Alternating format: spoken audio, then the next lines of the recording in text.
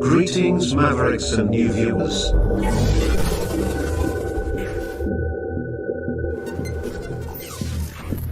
Tonight, direct and live from the Maverick News Network World Studios. This is Maverick News with Rick Walker.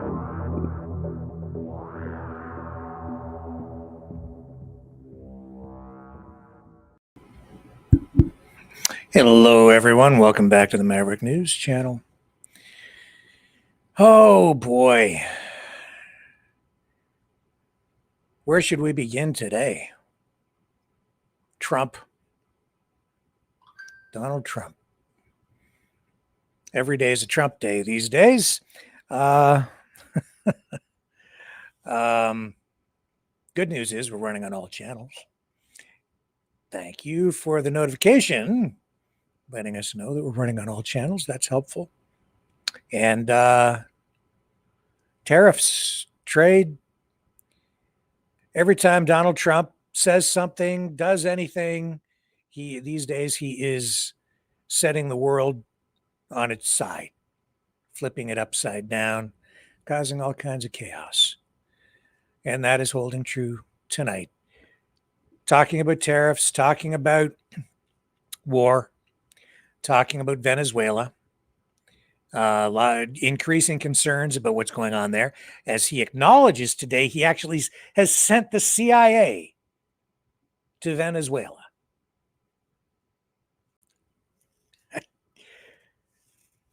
Normally, they're a little coy about it, but no, he's just being right out in the open. Yeah, no, I sent the CIA. Well, what does that mean?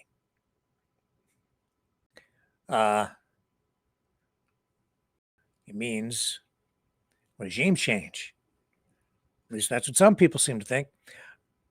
We have the crazy ostrich story that just gets stranger by the day.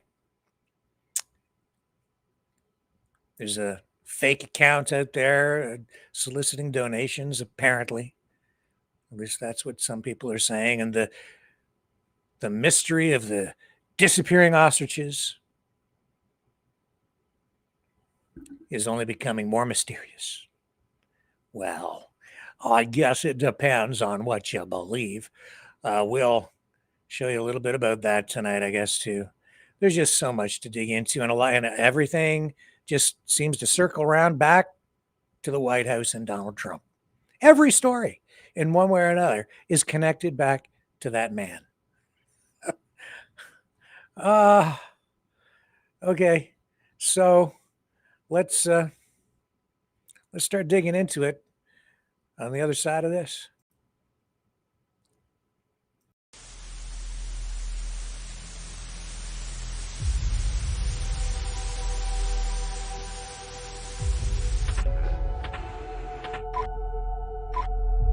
Please stand by. We will be right back after these messages.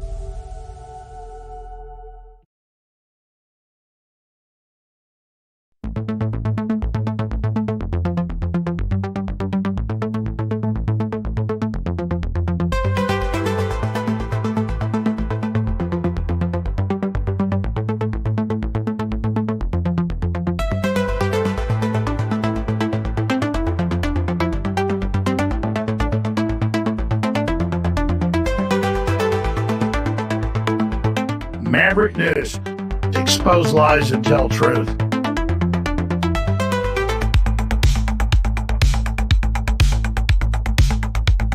The world is watching.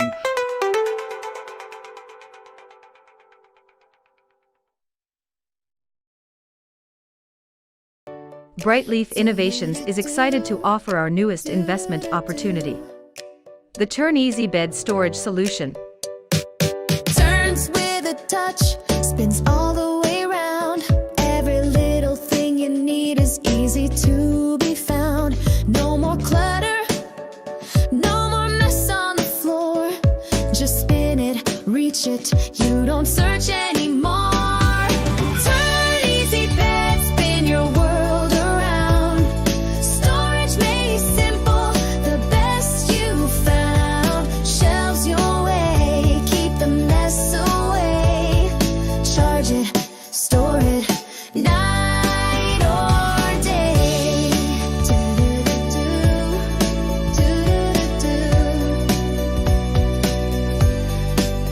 It custom shelves for your books or your tech, cozy space for your treasures to protect, built-in power when you need to recharge, smart design that makes your bedroom feel large. Turn easy bed, spin your world around. Storage made simple, the best you found. Shelves your way, keep the mess away. Charge it, store it, night or day. Designed and developed by Brightleaf Innovations. Proudly Canadian and patent pending in North America. Turn Easy Bed transforms how you live. To learn more about this innovative new product idea and exciting investment opportunity, call 519-784-0222 or visit brightleafinnovations.com. So there's a new Canadian company trying to start something new in the face of all these crazy tariffs. Just one of the topics coming to the surface again today as President Trump held a news conference at the White House. And the subject, the focus was on FBI stuff with Kash Patel. But of course, all these different issues were addressed. And so we're going to let a lot of this roll and analyze the material that came out of today's newser.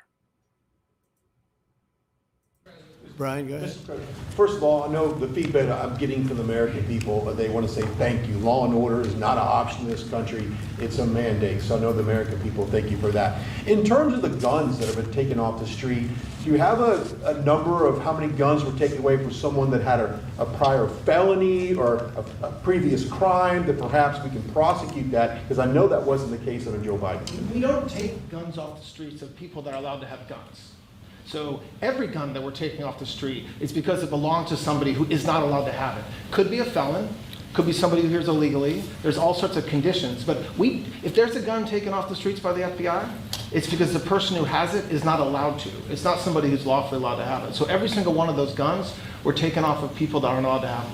And not including the FBI, all of the other agencies. ATF alone since January 20th has removed over 25,000 illegal guns off our streets just since President Trump's been in office. And Mr. President, if I could follow up on that, could there be any further conversation to have national concealed carry applied to actual DC? Like if you had a driver's license in Texas and you had a permit, of course you could drive. Well, as you know, they've been talking about that for a long time. It's an interesting question. A lot of people feel strongly both ways, but we are talking about that, Brian. Thank you.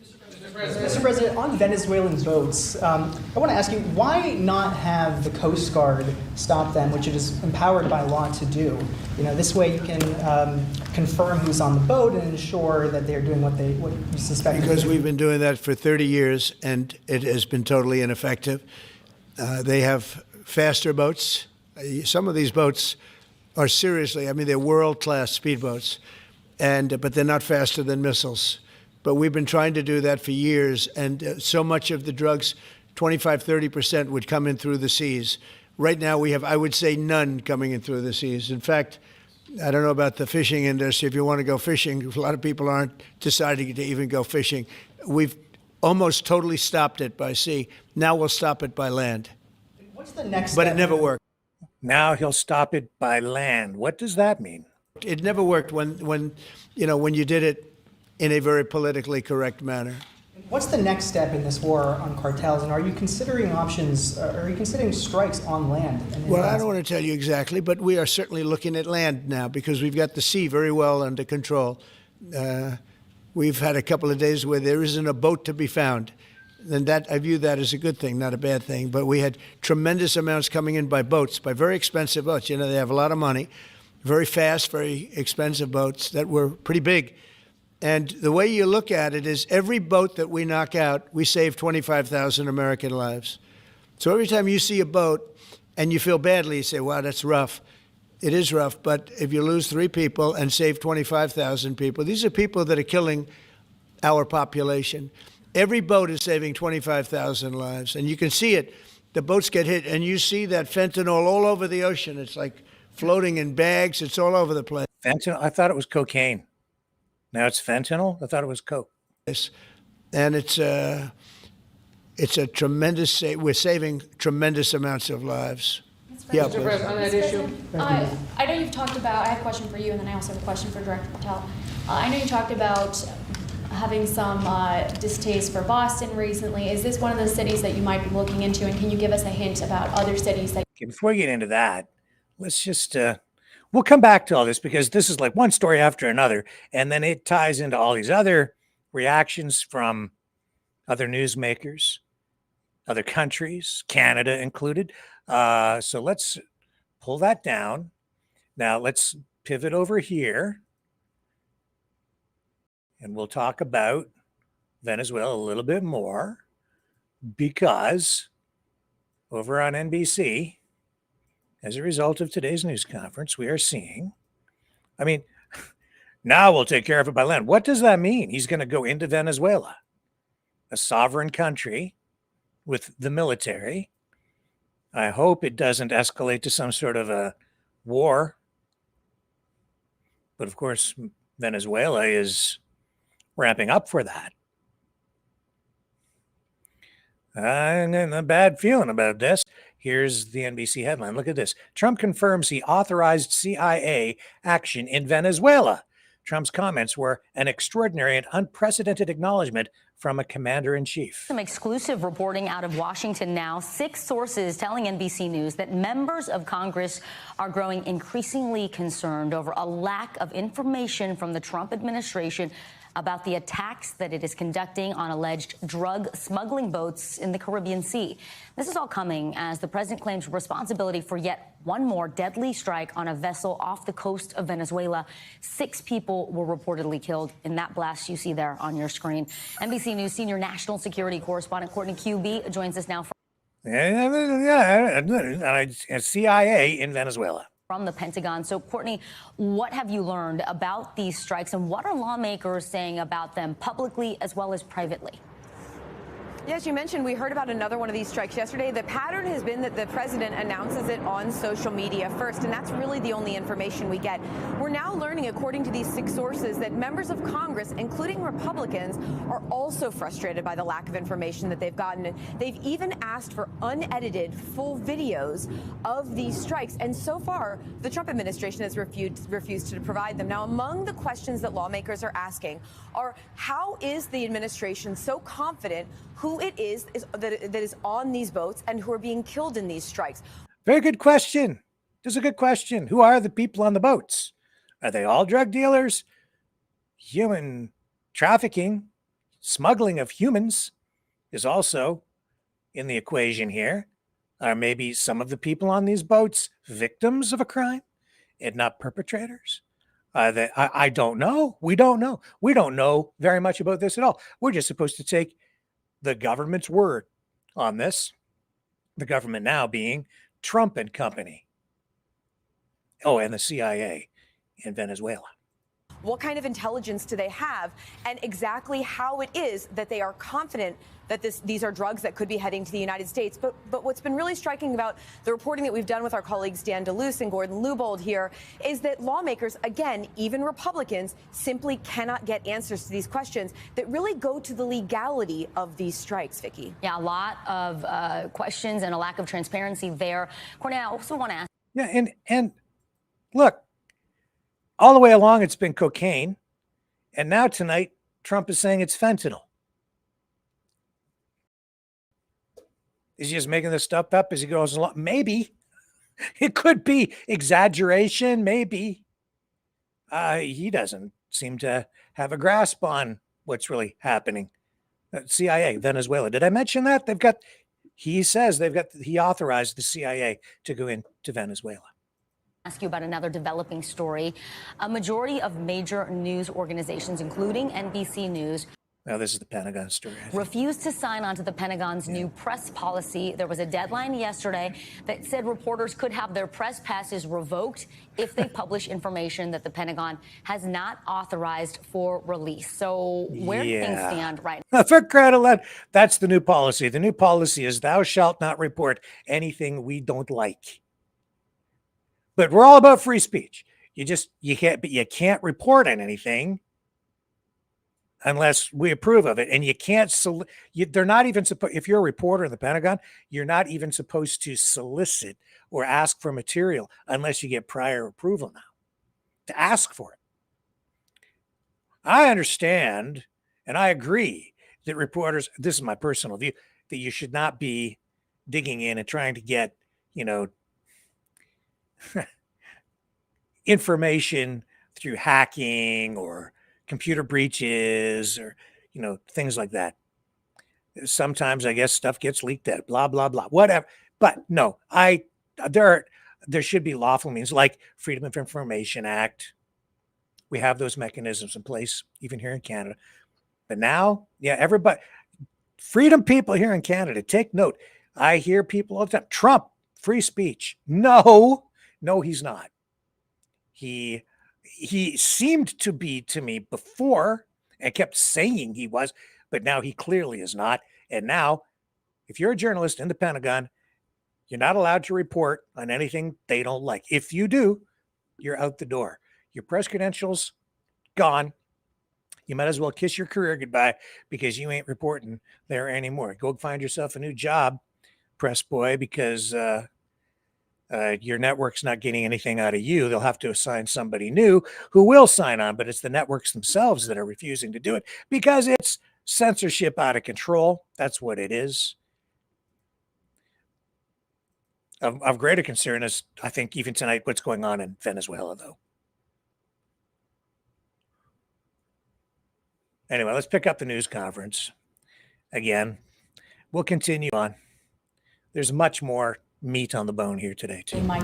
You're saying for where? For where? For Boston. Yeah, well, Boston has a bad mayor who at least is a reasonable IQ person. Most of them are low IQ, but and they're so bad. I mean, what's going on in Chicago is just, you'd think the guy would say, hey, look, we have a problem, Mr. President. Could you come in and straighten it out? We could have that done in a month if we had their cooperation.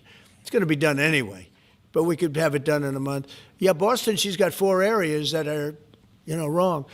And, somebody said, would we think about taking the World Cup away from Boston if they don't straighten it out? And the answer is yes, we have the right to do that with FIFA. So if we think that LA is going to be bad, or we think that applies a little bit to the Olympics too, but we'll talk about FIFA first. FIFA is very hot. If we think there's any reason that, whether it's Boston or anywhere else, that they're not doing their job, we're going to take those World Cup games and move them someplace else. Thank you. And then I have to say, too, that I think he's paying tribute to the ostriches here because he has his big bird tie on today. Did you notice that? It's pretty hard to miss, isn't it?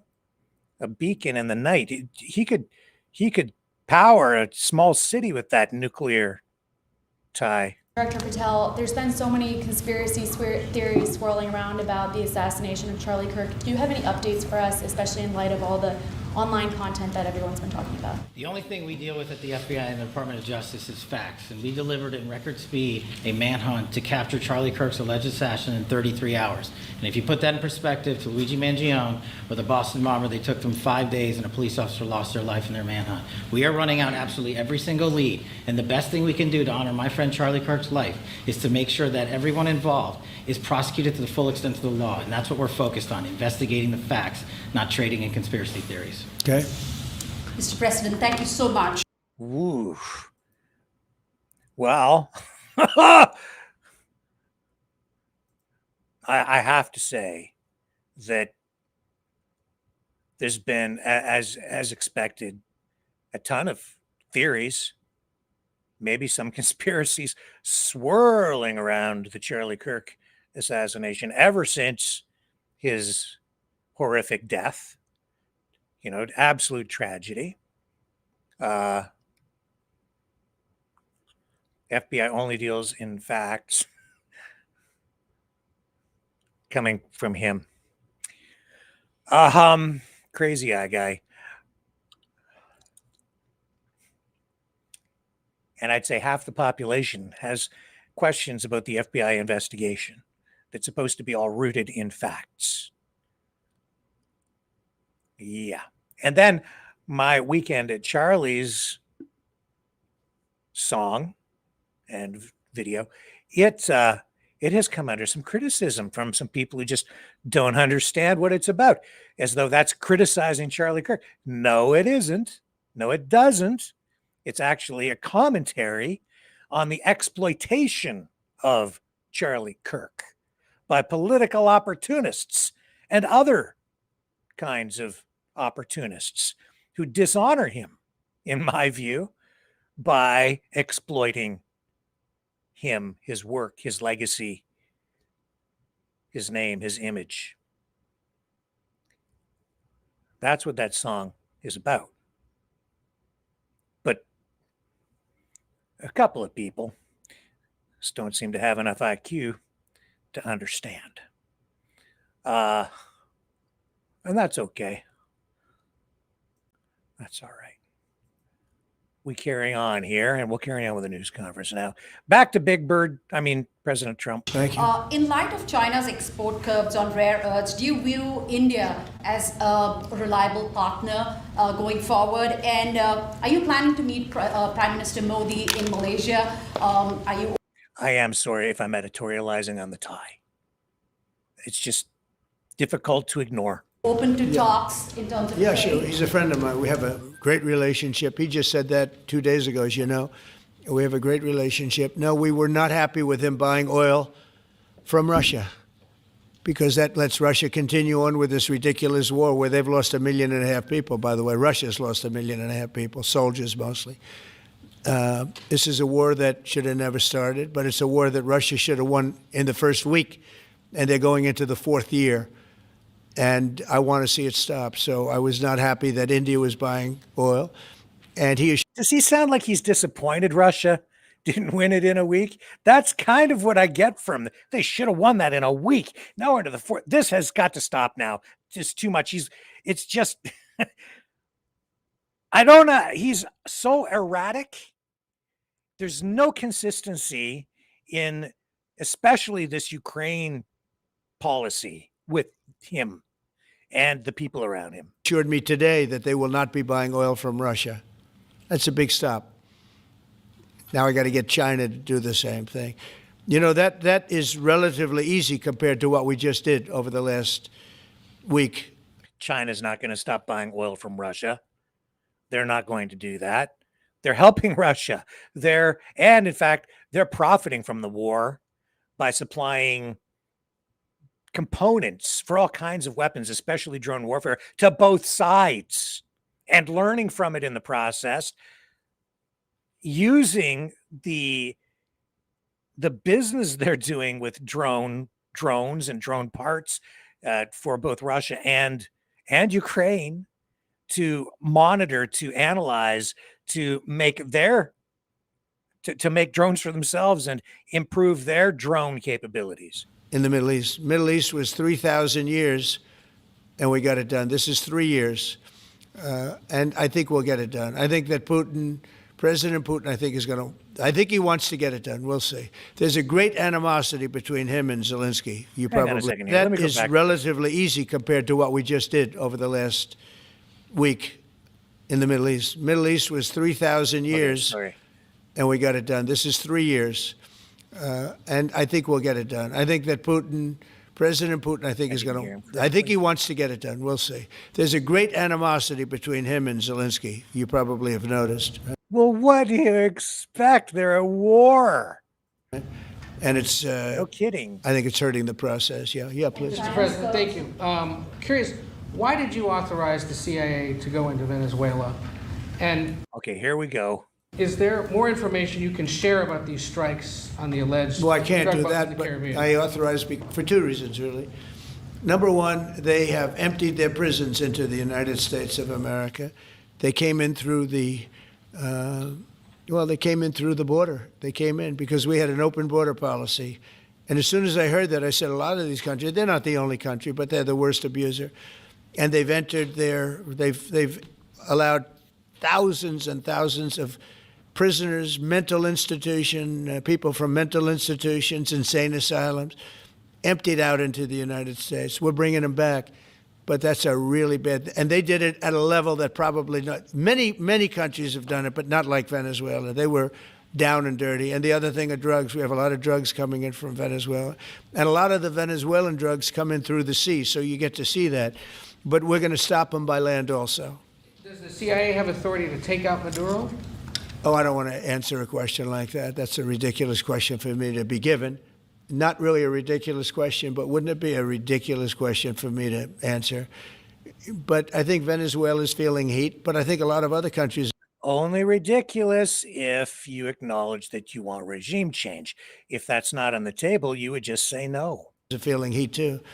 We're not going to let this country, our country, be ruined because other people want to drop, as you say, their worst. They have given us their worst.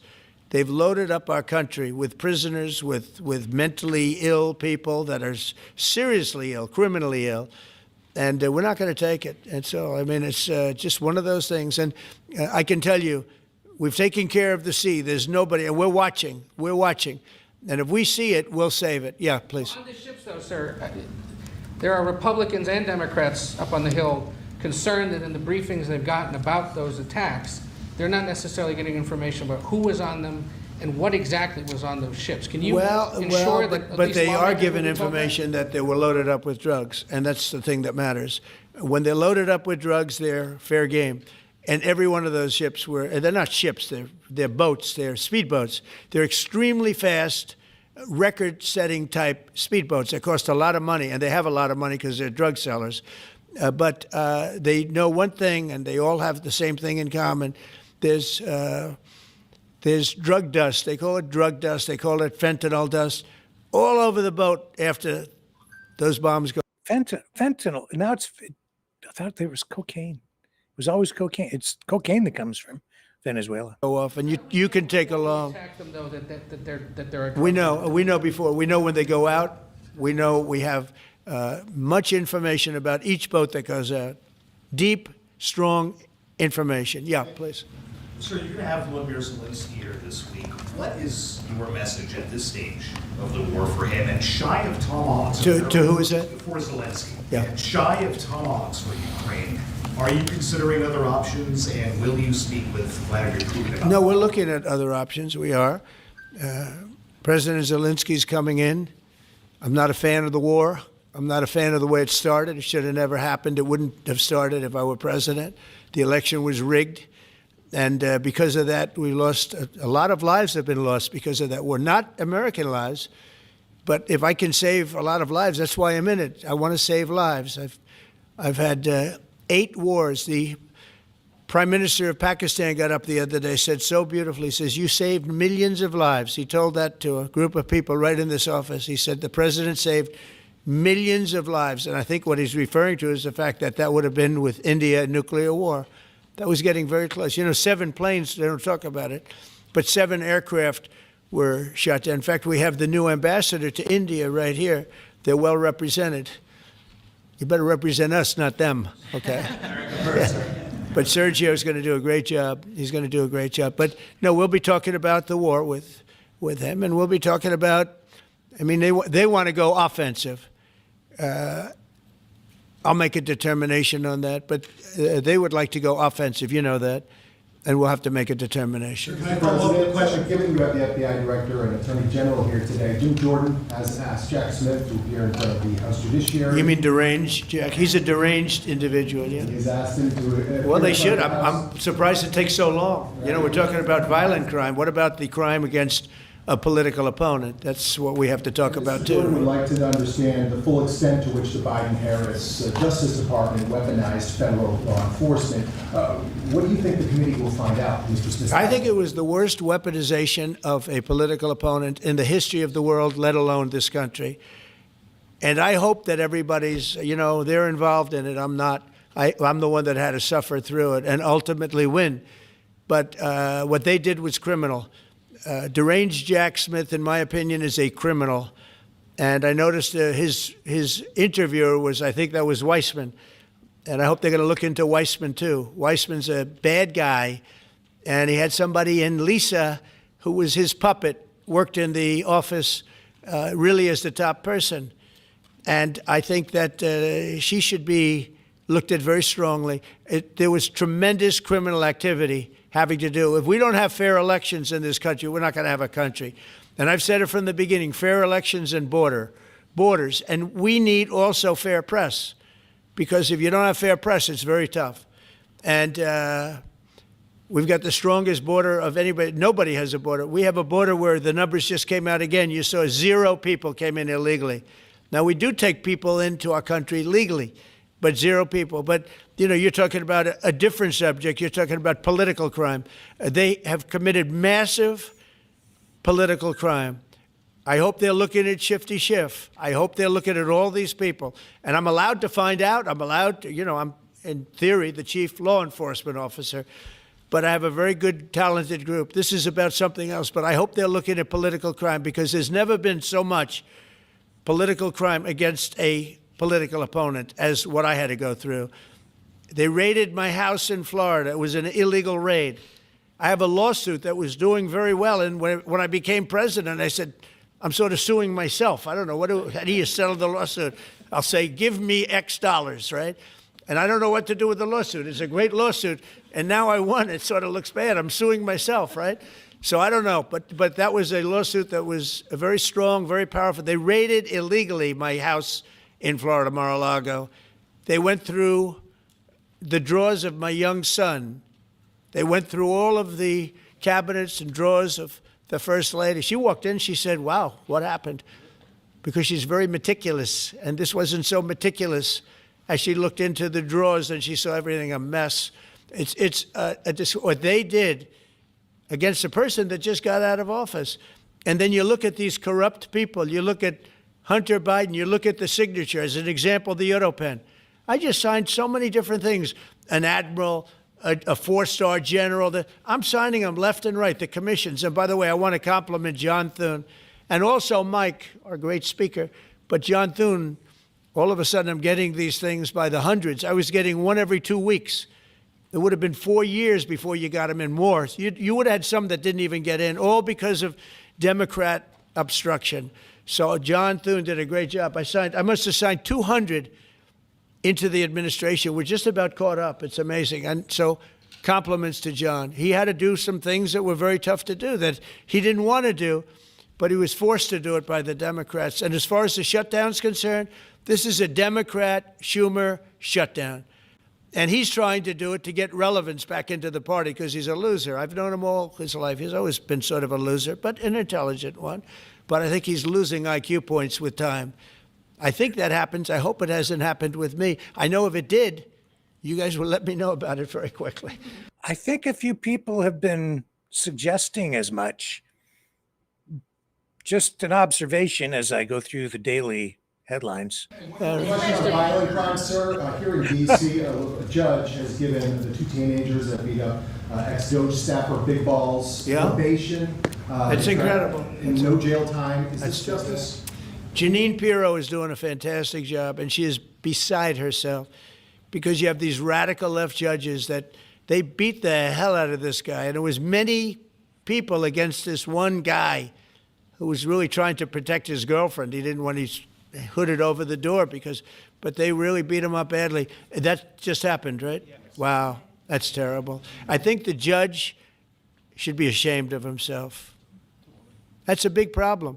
You know, they can do their job and then they go into a court and the people are protected by these, I don't know where they come from. Where do these people come from? Where do the judges come from?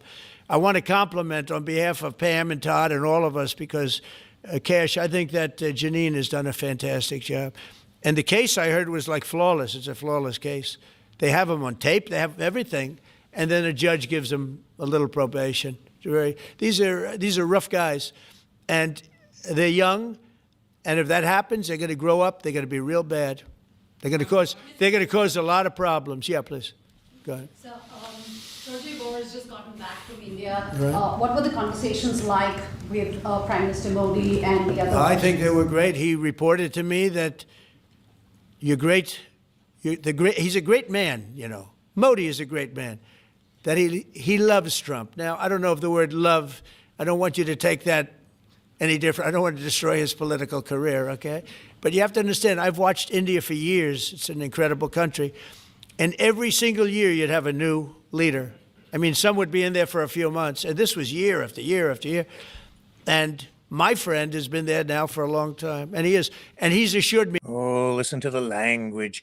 My friend, love. Yeah, that's because your tariffs drove a wedge between the U.S. and India. Now he's trying to win back the heart of Modi as Modi has pivoted toward Russia and China, and Trump needs him back badly because his tariffs did a bad thing and alienated the United States from India, destroying years of outreach and diplomacy. There will be no oil purchased from Russia. I don't know, maybe that's a breaking story. Can I say that? Would you say?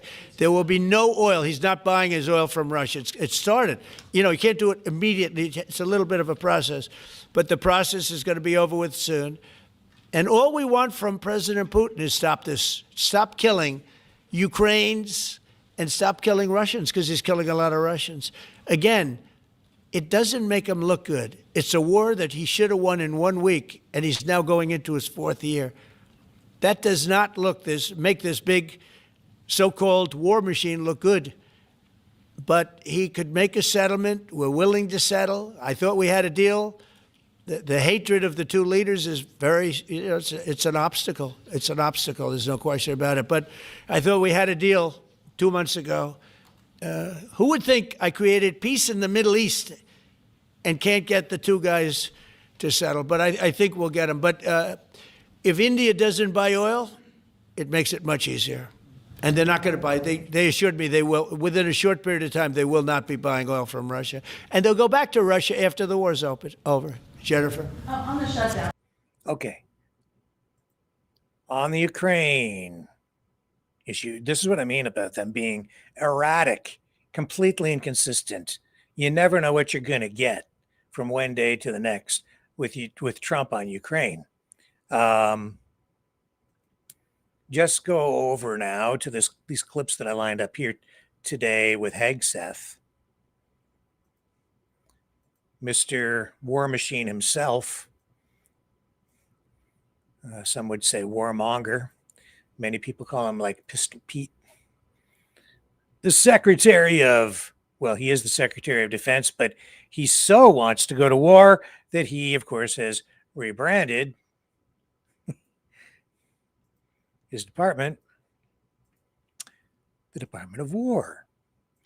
And he is saying that if the war does not end in Ukraine, if there is no path to peace in the short term, then the United States, along with the U.S. allies, will take steps necessary to impose costs on Russia for its continued aggression. He says, if we must take this step, the U.S. War Department stands ready to do our part in ways that only the United States can do. Here's the clip. Mr. War, Pete Hegseth. Now, if this war does not end, if there is no path to peace in the short term, then the United States, along with our allies, will take the steps necessary to impose costs on Russia for its continued aggression. If we must take this step, the U.S. War Department stands ready to do our part in ways that only the United States can do. We remain clear-eyed about the fact that the... Well, what does that mean? The Department of War, United States, will do its part in only the way the United States can do. He's not like Secretary of State. He isn't, you know, he doesn't govern the Federal Reserve. He's the head of the Department of War. So I guess that's what he speaks of.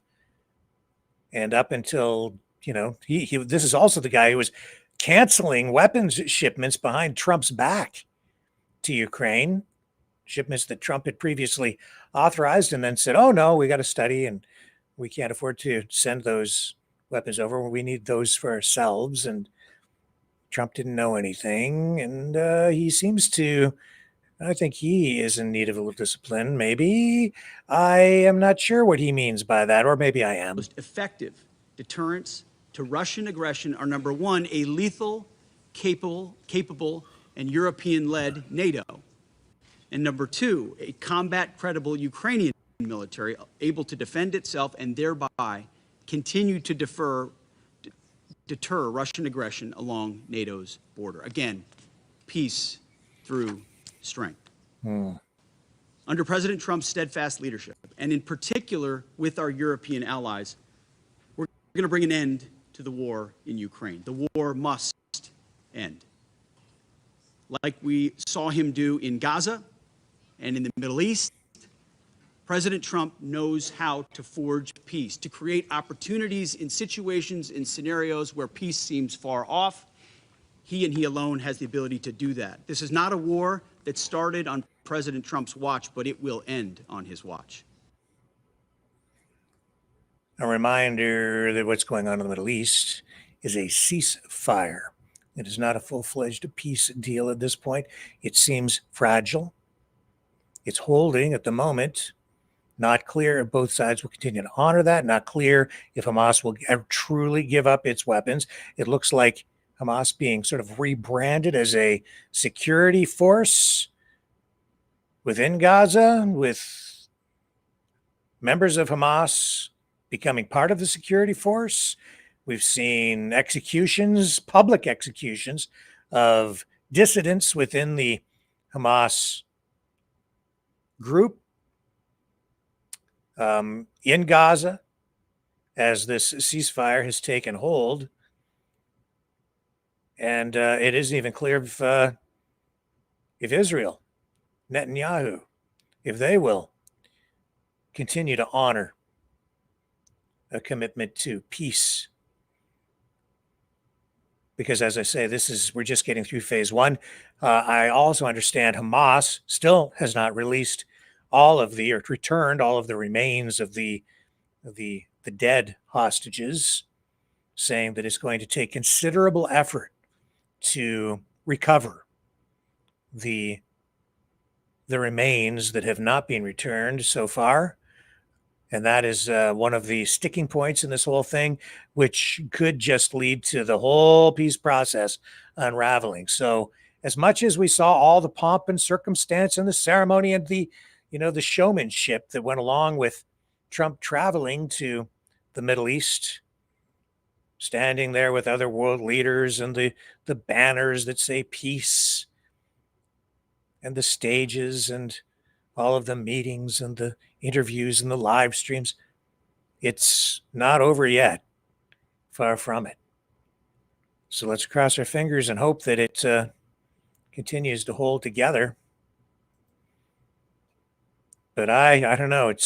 I'm just one to try not to count my chickens before they're hatched. I think maybe there's a little bit of that going on.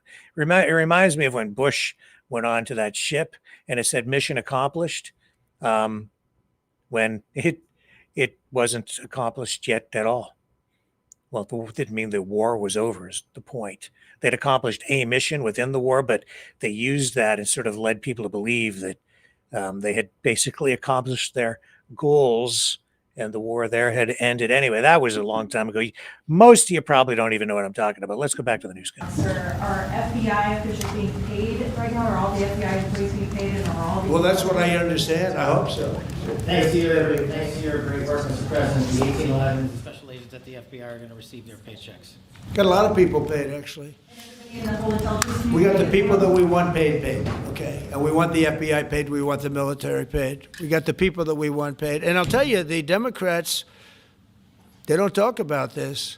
You know, we're getting rid of programs that we didn't like, but that were negotiated in, but we didn't like. We're terminating those programs, and they're going to be terminated on a permanent basis.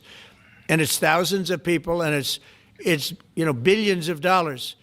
We're getting rid of a lot of things that we never wanted because of the fact that they made this stupid move. And they don't want to talk about it. You know, they have their day coming up. I hear very few people are going to be there, by the way. But they have their day coming up, and they want to have their day in the sun. But they should really make a deal. So what we're doing, I mean, they call him Darth Vader, but he's actually a very nice person, Russell Vogt. But Russell Vogt is really terminating tremendous numbers of Democrat projects. There's not only jobs, I mean, the project in Manhattan, the project in New York, it's billions and billions of dollars that Schumer has worked 20 years to get. It's terminated. Tell him it's terminated, Jennifer. All right. On Hamas, sir, what is your understanding of the pace of returning the deceased hostages? Are you pleased? Well, with they're that looking pace? for them. Absolutely. They're looking. So we have the living hostages all back. They returned some more today. It's a gruesome process. I almost hate to talk about it. But they're digging. They're actually digging. There are areas where they're digging and they're finding a lot of bodies. Then they have to separate the bodies. You wouldn't believe this. And some of those bodies have been in there a long time. And some of them are under rubble. They have to remove rubble. But there are graves, and some are in tunnels that died in tunnels that are way down under the earth. And the tunnels are like 3 feet. Can you believe it? 3 feet high. They lived like this for a long period of time. It's a horrible atrocity. At the same time, we, meaning Israel, but I knew everything they were doing pretty much. I knew most of the things they were doing, but they've killed probably 70,000 of these people, Hamas. And I said, it's time now. So we'll see what happens. We'll also see what happens. Your next question is going to be the weapons. We want the weapons to be. Did they kill 70,000 members of Hamas? That seems like a pretty big number for just a terrorist group. Was it just Hamas or was it other people in Gaza? Given up, sacrificed, and they've agreed to do it. Now they have to do it. And if they don't do it, we'll do it. We had the head of CENTCOM today suggest that Hamas needs to hurry up and disarm and follow your comprehensive plan. Yeah. That it was the head of CENTCOM saying that. Is that not a signal to Hamas, to the rest of the world, that at some point the U.S. military may more directly engage? We won't need the U.S. military. We won't need it. Why not just yield? Because we're very much involved in it. If we weren't involved, there wouldn't be peace. If we didn't destroy the nuclear capability of Iran, that deal would have never happened for two reasons. The Arab nations would not have felt bold enough to do it because you have a very powerful, at that time, Iran. It's not powerful anymore between what Israel and us did, because, you know, the attack was, if you look at it, we helped them very much. They will be the first to tell you, including shooting down thousands of drones that were coming into Israel. You know, we shot them down. We were shooting them down like it was target practice, but we shot down thousands of drones and missiles also going into Israel. But between what we did to Iran that way with the, you know, conventional, we will call it, and what see that beautiful plane, that B-2, I noticed it on the desk.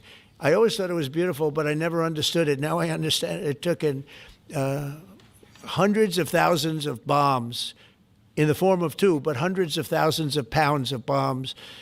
And every single bomb hit perfectly. Then they sent Tomahawks in. They sent 30 Tomahawks on top of it. And that was totally, you know, CNN said, well, maybe it wasn't as bad as, you know, as Trump said, because I said obliterated. Obliterated is not a strong enough word, actually. And you saw the Atomic Energy Commission came out and said the word obliteration is very, very, think of it. They came in under potential fire. They entered Iran airspace late at night, in the dark, no moon. The moon was low for a reason. What time we picked it. Couldn't see anything. And they hit every target, and they weren't hit. Nobody saw that plane. That plane is stealth. Nobody saw it. The problem with that is it may be stealth today, but tomorrow it won't be. And we just ordered about 20 brand new B-2 bombers. It's unbelievable as a weapon. I know Putin, when I was riding with him in Alaska, we passed a lot of them. And he said, that really did the trick. I said, yeah, it did. It's amazing, the flying wing. it's a, See no reason for the U.S. military to get involved in Gaza. no, I don't see that. No, I think we're going to handle it very well. We'll be helping Israel, but we have other countries that are now. You know, we signed, many countries signed, and many of those countries relatively are very strong military powers. And Hamas has no support. See, Hamas had the support of Iran, and now Iran says, don't get us involved. The last time they got them involved didn't work out too well. So they used to have the support of Iran. Today, Iran they're trying to survive.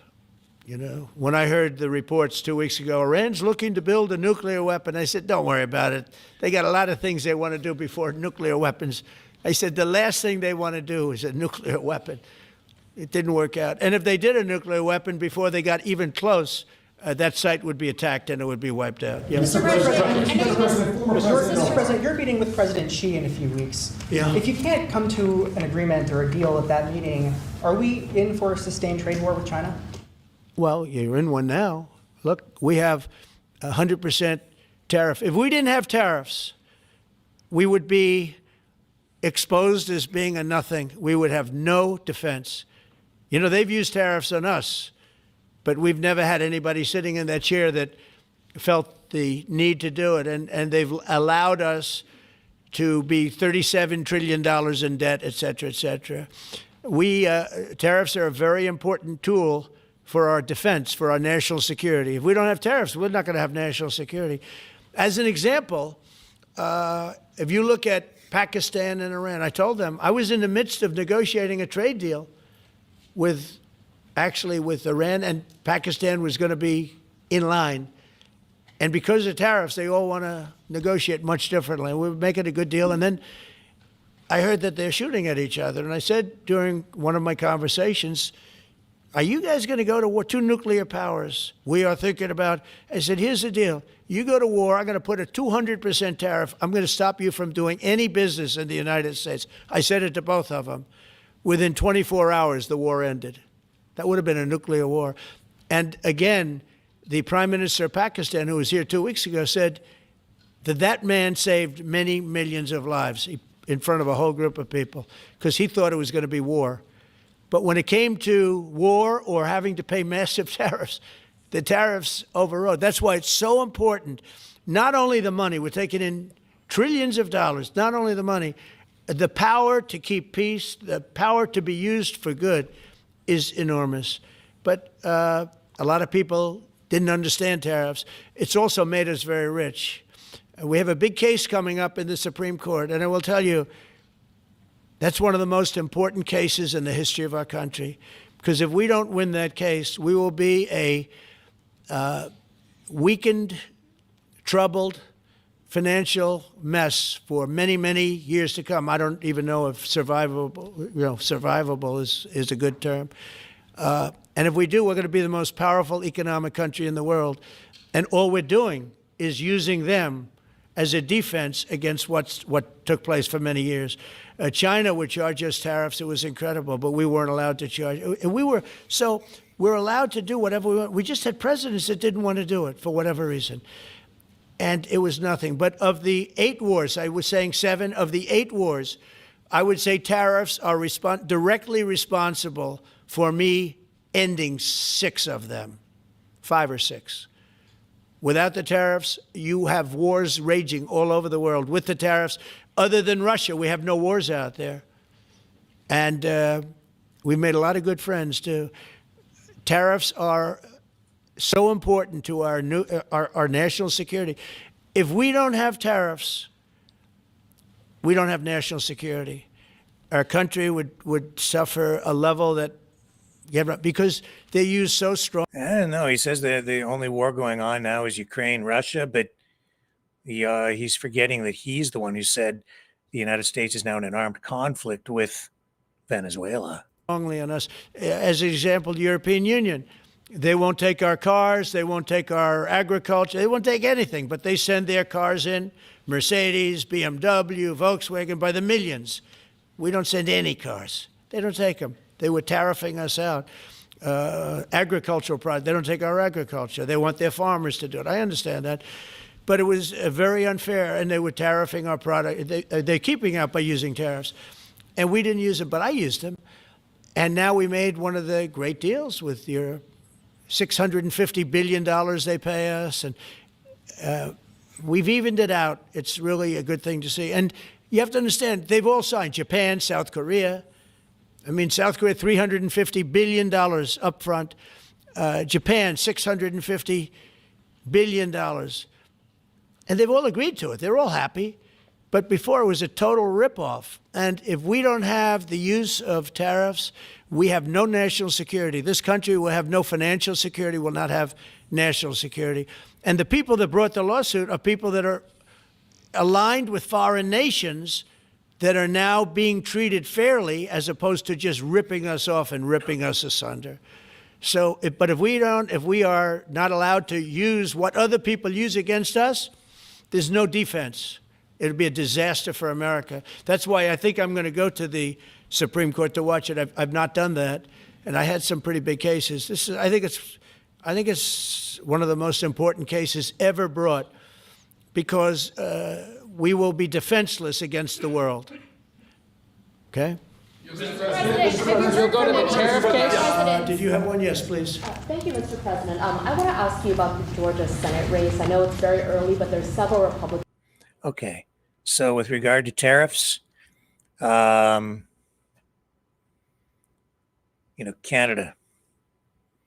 obviously in his crosshairs. Today, Ontario's Premier, Doug Ford, came out swinging, says he was in Kenora, Ontario, to make a healthcare funding announcement.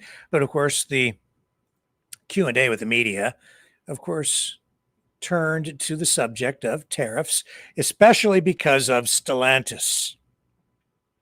Stellantis owns a lot of different auto brands: Jeep, Chrysler, Ram, a bunch of, I think they have about 11 other brands as well.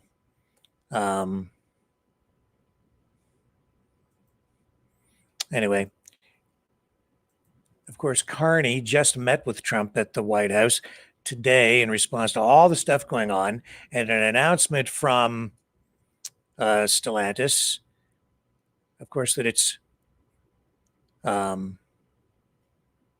has canceled its plan to make Jeeps at its Brampton, Ontario facility and is shifting production to the United States. That's a major blow to Ontario's economy. And the union, the Auto Workers Union in Canada, is saying that it has been informed the company was expanding its investment in the United States, apparently at the expense of Canadian jobs.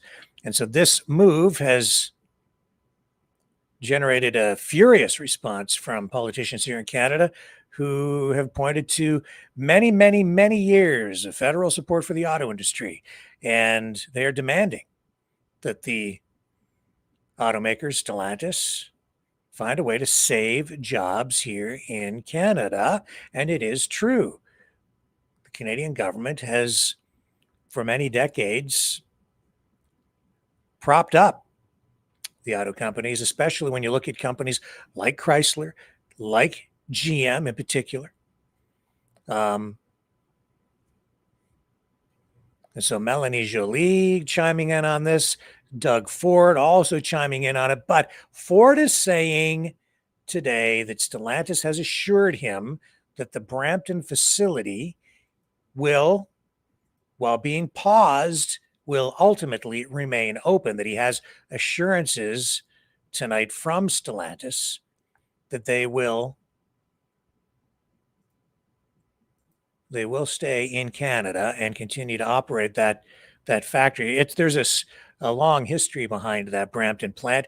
Originally, I believe it was an American Motors factory, and then got swallowed up in the acquisition of AMC by Chrysler.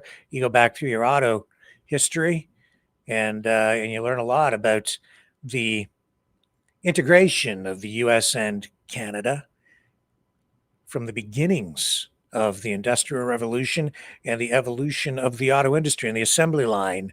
And here's Doug Ford addressing this today. And the tariffs for lumber went up He's yesterday gonna or today. I'm not sure. But as you'll hear. Have you got any... I'll talk to him on Thursday. But that guy, President Trump, he's a real piece of work. You know something? What my message to the Prime Minister when I meet him on Thursday is if he can't get a deal, let's start hitting him back. Let's start hitting the U.S. back hard. Because all Trump does is continue. We're nice, play nice in the sandbox. And today's or yesterday's 10% on softwood lumber. After it was 35%, he increased it 10%. And then he all of a sudden, one day out of the blue, someone must have told him cabinet makers. And we should ship a lot of cabinets down there. And all of a sudden now there's a tariff there. I am sick and tired of sitting and rolling over. We need to fight back. Folks, we are an economic powerhouse. We buy $356 billion of goods, Canada does, off the U.S. We're the #1 customer to the U.S. No one in the world buys more goods than what we do. We need to start hitting back and hitting back hard. That's the only thing this person understands. Sir, I just get pumped up talking about this guy. He drives me absolutely crazy. He does. And we aren't going to roll over. I'm not going to let him roll over Ontario, I'll tell you that. This will be the last reporter. Yeah. Thank you. Matt Kennedy here for CTV News. Hi, Matt. Hi, Premier. I'm wondering, are you still committed to the billions, committed to the Stellantis EV deal in Windsor, given what the company has done in Brampton? I'm not going to give him a penny because it was tied in to making sure Windsor and keep Brampton going. And we haven't given him a penny for Brampton yet. We gave him about $55 million out of the couple billion that the feds and I and the companies agreed. You know, it's disappointing. They said they're going to keep Brampton open. I had a conversation with the president of Stellantis yesterday. He said, well, we're going to postpone it for a year. We're going to find a new model. You know, I don't understand. They're investing $13 billion in the U.S. We're, an auto manufacturing powerhouse here. They're going to transfer 1,500. The only good news, there's no good news, but the only good news is they're adding a third shift in Windsor. And they're going to try to transfer 1,500 people from Brampton down to Windsor. But we're competitive. We can produce the best vehicles anywhere in the entire world, right here in Ontario. So I'm going to keep pushing like they've never seen before.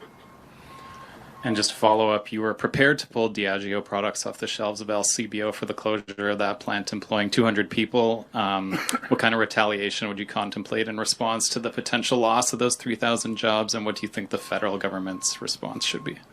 Well, I have to protect the Brampton jobs. When they're saying they're going to add 1,500 more jobs in Windsor, that allows people to have an opportunity to move down there. I want to keep the Brampton plant open no matter what. He's given me his word. They're going to keep it open. They're going to see what products they're going to put in there. But again, his words, not mine, but it's everyone in the world. He goes, there's uncertainty. Until we see a deal made between Canada and the U.S., the Kuzma deal, how do you figure any company can figure it out? It's the uncertainty that President Trump has not just brought to Canada, he's brought it to the entire world. Yep. And protectionism does not work. You see job losses in the U.S. the last 5 months, every single month, there's job losses. And it's going to continue. Protectionism, all it does is a tax on Canadians. A tariff on Canadians is a tax on Americans. And we're seeing it now. Their economy is slowing. And there's more unemployment. So do you know how you fix that? Make a deal with Canada.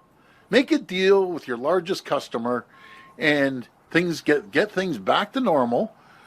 And what we're going to do, and this is really important, when I sit down with the Prime Minister, these are the reasons we need to start focusing and pouring money into infrastructure, pouring money into the critical mineral sector that will create thousands of jobs, $22 billion, 75,000 jobs, making sure we work with the First Nations community to support them until they get part of any investments that they invest in. And we have $3 billion for investments in the window, $70 million of training, $10 million of scholarships.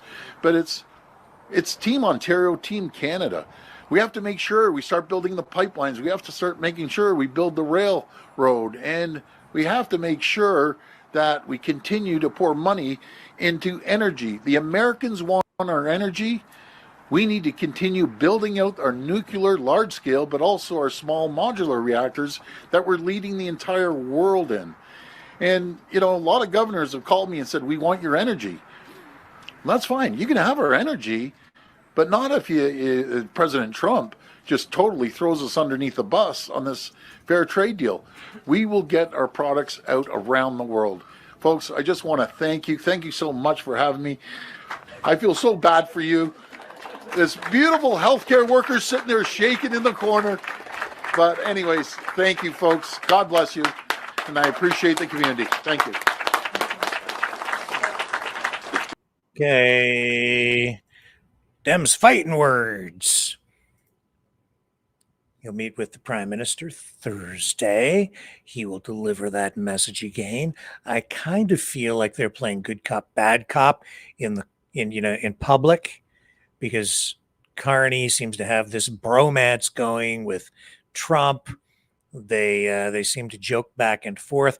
I sense we're going to get some sort of a deal, because Trump does everything in the most dramatic fashion possible, taking everything to the 11th hour, and it's always, a big finish.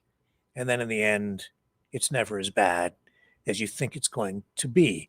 I'm hoping that plays out here, but Doug Ford is quite correct. The problem right now is that we still have a lot of time between now and a negotiated settlement on the revised North American Free Trade Agreement, CUSMA, Canada, US, Mexico trade deal. And there's a lot of uncertainty out there. Trump is playing that up and using that to the US advantage. He's using the uncertainty to try to force companies to relocate to the United States, move production there. And to some degree, that is working. But at the same time, I think in the long run, and not even the long run, just even in the medium term, companies will invest a lot there. But because you're using tariffs, you're actually shrinking your market. He's pulling in. He's cocooning the United States. And in order to really, truly pay off that $30 trillion debt, it has to be more than just reshoring production, manufacturing, where they've lost most of that production to mainly places like China. Canada has always just been sort of in lockstep with the United States. Yeah, we do have some tariffs, but they are tariffs, generally speaking, in Canada, not in place for economic reasons. They tend to be in place more for reasons of national security, whether it's food sovereignty or for cultural reasons, things like language and Canadian identity, to differentiate, separate us from the United States. When you go back in history, even recent history, you think back to even the 1970s with Justin Trudeau's father, Pierre, who brought in the metric system. One of the main reasons Trudeau in the 70s brought in the metric system was to differentiate, create more of a difference between Canada and the United States, to further give Canada its own distinct identity, aligning with really the rest of the world instead of the United States. At the time, as a youngster, I remember my family, my relatives, a lot of people didn't like it because we'd been on, feet and inches, imperial, and pounds, ounces, miles per hour. We were very much aligned with the United States. And then suddenly we had to learn the metric system here in Canada. That made us more Canadian. As a matter of fact, because I was going to school, it's an interesting thing. Just a little commentary here. You know how I write my sevens? Not only do I say Z, but when I make a 7, I do that. Can you see that? I put a line through it. I always do that. It's a European thing, the Canadian thing. Just one of those little differences that makes me a Canuckistanian. And proud of it, I might say. I didn't realize how much I valued it. Even until recently, I was always very resentful of the metric system, but it's actually been a good thing because I can use both. I'm bilingual when it comes to numbers. Is that a possible thing? It is, I guess. So that gives me a distinct. It's not an advantage. It just makes me distinct because I put a line through my 7. See, we are different. You can't take us over. You don't want to come up here. You're going to be putting lines through your 7s. Yeah, just stay over there. Come visit, but then go home. It's a great place for you to visit, but we don't really want you here. Not long term. I'm sure you feel the same way about us. We're just like family. Come over for Thanksgiving, but don't talk to the crazy uncle at the end of the table. Okay, Melanie Joly, right? So she also weighing in on the whole trade thing. Here we go. Let's get Melanie Joly up on the screen. She is talking about trade. She says, in her words, the announcement from Stellantis is unacceptable. Speaking to, where was it? The Fredericton, I believe was? Yeah, Fredericton Chamber of Commerce today. She says, unacceptable, this decision from Stellantis to move Jeep production of the Compass to the U.S. But she says a lot is being done that maybe people don't realize to pivot the Canadian economy and to assist especially large employers and small businesses as well with support, financial and other mechanisms to get us through this huge bump in the road that President Trump's tariffs have placed in our way. Here's Industry Minister Melanie Joly. Here in New Brunswick, softwood lumber. In Ontario, auto. Steel and aluminum across the country, and also copper. And so we need to be there for workers, and we need to be there for these industries. And so short term, what are we doing? We're protecting the market, making sure there's no dumping. And we're offering support, and I'll have more to say on softwood lumber soon. At the same time, middle term, we're helping these industries to adapt and pivot. And they can pivot towards new markets, and they can pivot towards also new products. And we're putting $5 billion on the table through the Strategic Response Fund to support the big industries, the big companies. And for small and medium-sized businesses, we're putting also $1 billion on the table, which is really important. And that funding is through either our banks or a COA. And longer term, we need to build a stronger domestic market.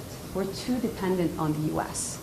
And so in that sense, we need to have major projects which will be using steel, aluminum, lumber from Canada.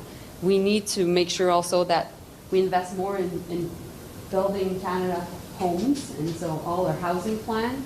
And we want to invest more in defense, and we have a Buy Canada policy.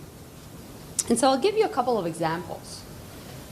There's a big steel plant in Ontario that is called Algoma. It's in Sault Ste. Marie. It is key for the region, it's key for the country. It's actually the only steel plant that is Canadian owned. And so we helped them recently with $400 million of support. But meanwhile, after discussions with Irving Shipyard in Halifax, they got their first order of Canadian steel out of Irving 2 weeks ago. And finally, our ships, our Arctic icebreakers, will be built with Canadian steel. We need more of that in the country. And I've been having conversations with Jim Irving and with the CEO of Irving Shipyard to make sure that that's the case. Another example of diversification. So an aluminum plant in Quebec, which is called Alouette. Q1 of this year, 4% of its production was being sent to Europe. Q2, 57% of its production was being sent to Europe. The entire business model of that aluminum plant, like all aluminum plants and all our steel plants and a lot of lumber, was linked to the US. And so diversification can happen. It's not easy, but it can happen. And so when it comes to softwood, good news, we've worked with the banks, and in the coming days, the support will be able to be rolled out and backstopped by the BDC. So that's for supporting right now our businesses to make sure that they stay afloat. But meanwhile, we will make sure that we work on a Buy Canadian policy to have our homes and our major projects and our infrastructure being built with the great softwood from New Brunswick. I think that's worth a round of applause. So, keeping in mind that we're protecting jobs, we have to do this. We have to do it for the sake of our workers, the sake of our industries, and the sake of our countries. Donc, on va être là pour nos travailleurs qui sont victimes des tarifs et on va les aider tout au courant des négociations. So, I've talked to you about the first phase of the plan, first part of the plan, which is protect. Let's talk about how do we create jobs at a time where there's lots of unpredictability. Well, in every crisis, there's an opportunity, and we need to seize it now. I think we need to act with audacity, with determination, and a sense of purpose. And so, thinking of this idea of what we can control, well, we'll concentrate on that. We have control over these events. And so, we know that we will be investing in defense like never before. 3.5% of our GDP, billions of dollars every year. And when I think about defense, you have to bear in mind that it's a large definition of defense. It's dealing with, obviously, our sovereignty in the air, on land, and on sea, but also it is cyber, but it's also the impacts of climate change, like wildfires or pandemics. So basically, everything that is linked to health. Why? Because the definition of defense needs to be linked to dealing with all the threats our country could be facing. And so, in that sense, I think that there are many sectors that can benefit from it. We're working on a new defense industrial strategy. What is the defense industrial strategy, how can I say, vision? Well, it's to buy, it's to build, and it's to partner. And Morgan heard that because he was at the Chamber of Commerce, Canadian Chamber of Commerce conversation. But when I talk about buying, what does that mean? Well, we're buying submarines right now, second biggest procurement in our history after fighter jets. It's at this point either between a company that is a German-Norwegian consortium called TKMS or a Korean company called Hanwha. Well, we will be purchasing these submarines. We need to make sure that supply chains are being developed here in the country and that these companies work with Canadian companies to make sure that there is Canadian content in these subs. So that's an example of buy. How we can build. Well, the National Shipbuilding Strategy has been going on for 15 years. We've seen it, and at this point, we know that Irving and Davie and also Seaspan in Vancouver are building one of the best ships on Earth. And trust me, I've seen a lot of shipyards and issues linked to shipyards. We need to make sure that not only do they build for the Canadian Armed Forces, they can do more. They should be exporting. They should be selling to other countries. Because, by the way, we're not the only ones increasing our defense spending. All NATO countries are. 3.5% is actually a market being created by all countries in Europe and, of course, in North America. And I really think that we are already building the fantastic water bombers for the satellites, the AI. I'm giving examples of, so the water bombers is in Calgary, it's the Avalon, and the satellites is MDA in Montreal, and Cohere is also an AI company that is going to be competing with OpenAI and Anthropic, which is, big names in the industry, which is based out of the GTA in Toronto. And so that's for the build part. And then for the partner, well, one of the best surveillance plane being developed right now is a partnership between Bombardier and Saab, a Swedish company. It's called the Global Eye. And I really think that we can continue to do more of that, partnering with companies that are from different parts of the world and that can strengthen also our own capacity. And so we need to see more of that. Donc, on veut faire en sorte de pouvoir. Okay. So she's highlighting a lot of these different things. Interesting how she kind of touching on defense spending. One of the key things is that F-35 contract, 16 of those fighter jets from the United States committed to. So Canada has to take delivery of those. But then the remaining jets, I think in total they were going to purchase 80 minus the 16. And the other option on the table is to go with Saab and buy the Gripen. But if they do that, part of the deal is that those planes would be manufactured in Canada. So there's a bargaining chip, a card to be played, which I'm sure they are behind the scenes, because as you see Melanie Joly talking about the sub contract, but not talking too much there about the F-35, because I think behind the scenes, that's one of the things that is being leveraged. Nevertheless, I know that it's still basically proceeding as planned on the F-35 contract as we sit here tonight.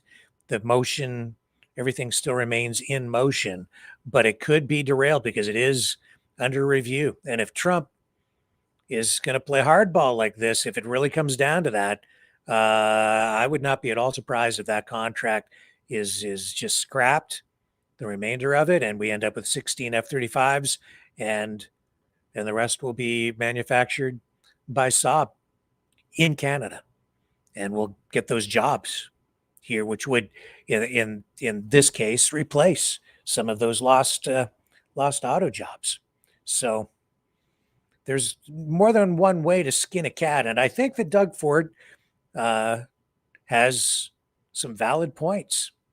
You gotta hit back at some point, and I think that is kind of what's going on. I know that there's a lot of stuff going on over in Europe right now with all kinds of talks, and I know that there has also been some talk and negotiations, and I think even some deals struck with the UAE, United Arab Emirates, to set up artificial intelligence centers right here in Canada, where, of course, we have a lot of energy, and there is going to be a lot of research, possibly out in Alberta.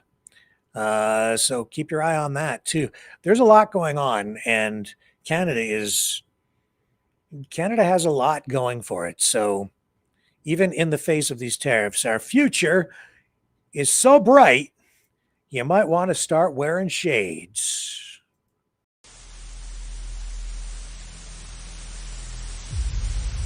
Especially if you have to look at Donald Trump and his yellow dye.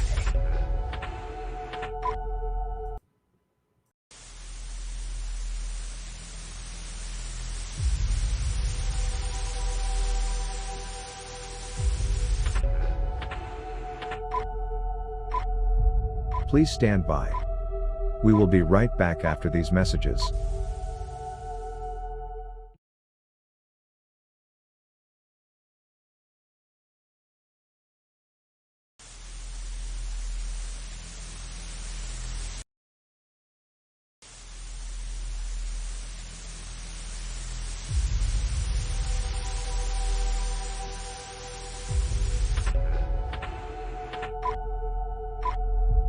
Please stand by. We will be right back after these messages.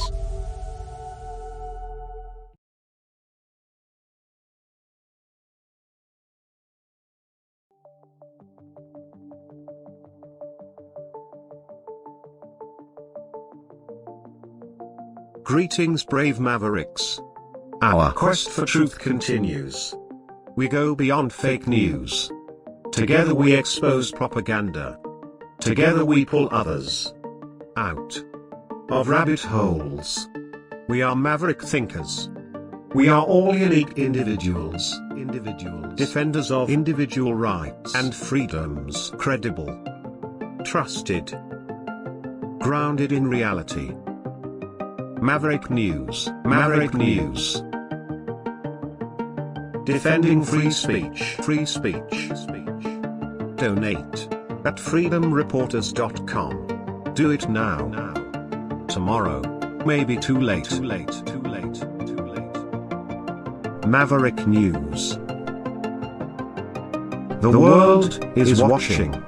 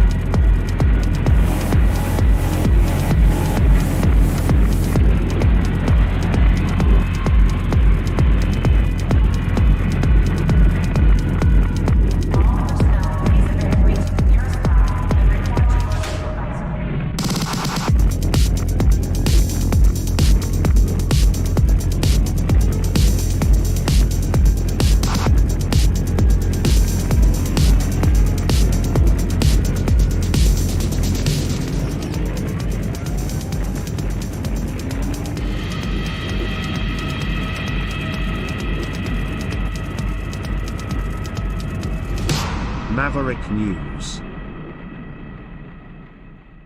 The world is watching.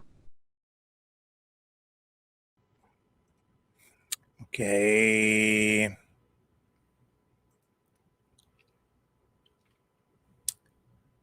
Let's take a look. Sorry about the freezing. I've corrected the issue. So there should be no more freezing tonight. I apologize for the freezing video, but I think I have it figured out.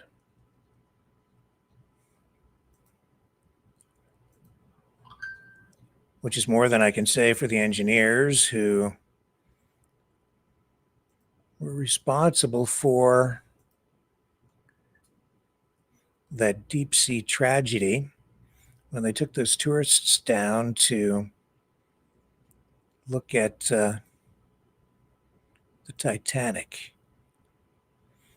I need to get the information up here.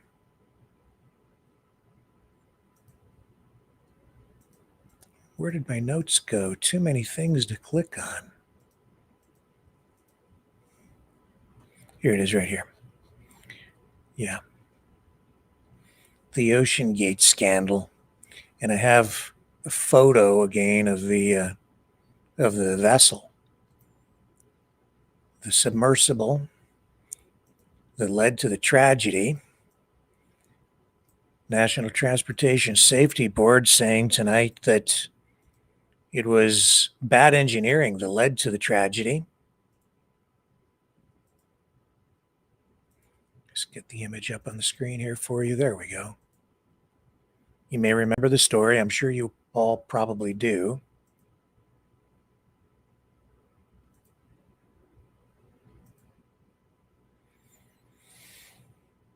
So this out of Portland, Maine, faulty engineering. That's what led to the implosion of the experimental submersible. 5 people died in that tragedy. The NTSB made the statement in its final report today on the hull failure and implosion of the Titan submersible. That was back in June of 2023. Seems like it wasn't that long ago, but time is flying. Every person on that voyage died. The NTSB report states that the faulty engineering of the Titan resulted in the construction of a carbon fiber composite pressure vessel that contained multiple anomalies and failed to meet necessary strength and durability requirements. In other words, they didn't follow the rules. It also stated that OceanGate, the owner of the Titan, failed to adequately test the Titan and was unaware of its true durability. See, this is why you have standards. rules to follow so people don't die. The report also said the Titan probably would have been found sooner had OceanGate followed standard guidance for emergency response. If they had done that, it would have saved a lot of time and resources, although that was simply a recovery expedition or effort at that point, because there was no possible way they were going to rescue anyone on the trip, not when it literally collapsed, like imploded because of the incredible pressure underwater, which the average person just can't begin to comprehend how much pressure there is at that depth. The report dovetails with a Coast Guard report, which was released back in August, that described the implosion as entirely preventable. The Coast Guard determined that safety procedures at OceanGate, which was a private company based in Washington State, were, in their words, critically flawed and found glaring disparities between safety protocols and actual practices. Again, didn't follow the rules. So OceanGate suspended operations in July of 23 and wound down, and representatives for the company have not responded to media requests for comment today. The company spokesperson has put forward condolences to the families of the victims. They did that after the Coast Guard report back in August. The implosion of the vessel killed the CEO of the company, Stockton Rush, and has also resulted in lawsuits and calls for tighter regulation of private deep-sea expeditions. The implosion also killed French underwater explorer Paul-Henri Nargeolet, known as Mr. Titanic, British adventurer Hamish Harding, and 2 members of a prominent Pakistani family, Shahzada Dawood and his son Suleiman Dawood. The NTSB report is recommending that a commission, a panel of experts, be formed to study submersibles and other pressure vehicles for human occupancy. It's also recommending that the Coast Guard bring forward regulations for vehicles that are then influenced or informed by the study. It also calls on the Coast Guard to disseminate findings of the study to the industry, because the industry has grown in recent years as privately financed exploration has become sort of a larger tourist type of industry, whether you're going deep into the darkest depths of the sea or climbing on board a rocket ship or a space vehicle to explore the final frontier. The vessel, the OceanGate vessel, began making voyages down to the Titanic site back in 2021. And then, of course, there was the tragedy on June 18th of 2023. And the submersible lost contact with its support vessel 2 hours after it went on that voyage. And there was a lot of speculation at the time about what might have happened. And what it really comes down to is the vehicle, the vessel, not properly designed, not properly tested, safety protocols not followed. In fact, I don't even know if this is really a safety concern or not, but I remember there was attention drawn to the controller that was used on board, which was basically just a video game controller in order to guide the vehicle. Maybe that's all you need. Maybe that's as safe as anything else, but you would think it going down to those depths, the danger down there, unbelievable, and the pressure. Just think about going to the bottom of the swimming pool that's 6 feet deep. You go down, you can feel the extra pressure. If you jump into a lake and you go down deeper, you can feel the pressure from all the water above you, because of course the gravity pulls all the water down and becomes more dense, and then it creates more pressure on you, right? So when you go that deep, you need a properly engineered vehicle or tragedy can strike. Rules are important sometimes. You know who else didn't follow rules? I'm sorry to bring it up, but it's true. And it needs to be said, because I I don't even want to talk about this stupid ostrich story anymore, but it has so much traction. It's getting so much attention. And honestly, the truth has just been cast aside by the streamers, most of them that I'm seeing. They're just ignoring truth in favor of a narrative to just, I don't know what it is. I don't know if it's money. I don't know if it's ignorance. I don't know if it's just a deep-seated hatred for government. Maybe all of the above. It's probably a combination of all those things. Political activism, anti-government activism for sure. People with ulterior motives again, like, trying to gin things up out there and get people jacked up. But the ostriches were put in this position because the farm didn't follow rules from the very beginning, trying to hide the bird flu deaths, the 69 that died, and now trying to cloud issues with their social media information war that they've launched. And it's ongoing even tonight. And it's a gong show out there. Remember the Gong Show? Also from the 1970s. I'm showing my age. Actually, I've been strangely watching some reruns of the Gong Show online. It's such a stupid show, but there it is in all its stupid glory, the Gong Show. And it's ongoing out there at the farm. I'm sorry to say it. I wish I wasn't saying it, but they had a tent burned down last night. Because why? Well, I guess they're probably not following the rules again. I mean, people are going to get hurt or worse, killed. Here's a clip. Sorry to bring you the bad. Don't shoot the messenger. Oh, you will. Because just save the ostriches. You don't know why. Just save them. Just save the ostriches. Well, for crying out loud. Look what's happened overnight. So we're going to be fire smart. Had a fire last night and my tent burnt down. Oh. Everything in the tent burnt down. What story? Except for the Bible. Except for the Bible. Thank you, God. Thank you, God, for watching over us. Thank you, God, for watching over that there was nobody hurt in that. But fire smart, I think we've all been pretty fire smart. It was handled really well. Thank you to everybody who got right on it. Water, everything's taken care of. But we do need a cleanup crew for that today. Darcy, not sure if he's up and at it here yet, but we'll probably organize the trailer to come for garbage. And it's going to be torn down. We'll get all the burnt plastic stuff off the ground, the bedding, the everything that was in there, and we'll do a garbage load. So if anybody has garbage at their trailers too, this is a perfect time to bring it forward. We'll do a little bit of a cleanup, keep everybody cleaned up for the cold weather.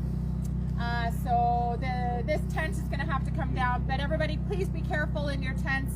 We're all warming up. We need to stay warm, so be careful with that. Heaters and all of that. But that's why also we're going to really focus at keeping this whole middle tent warm. That's going to be heated with a Canon heater, a construction heater right now. And it'll be a perfect place to come have coffee, warm up in the morning, have your breakfast, play some cards, have good conversation, pray, and bring the best energy forth for the farm. Okay, so they had a fire in a tent. There was a fire at the homeless encampment over here too in a tent about a week ago. I'll be going back over there to get an update on what's happening with the folks who are living in those conditions heading into winter. Pretty worried about that. It's a terrible situation for people to be in. Seeing far too much of that in our country right now. But there it is at the farm on full display. What a gong show. I mean, seriously. Seriously. Over some birds. And a protest that is far more, it's not about the birds. It has become, it always was, I think, and just an anti-government thing. And it has just mushroomed into this whole damn thing. Anyway.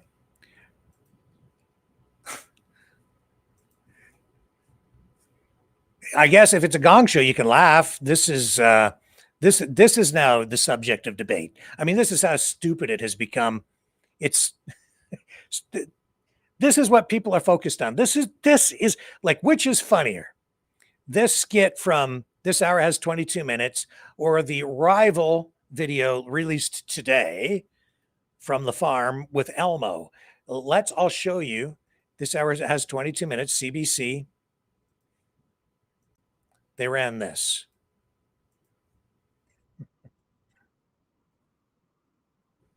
So that's CBC. And the great debate now out at the farm is, which is funnier? That or, let's see if I can find it here, or this one.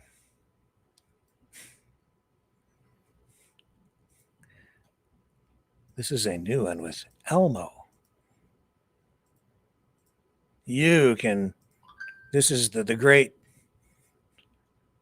video debate. All right, here you guys go. Elmo.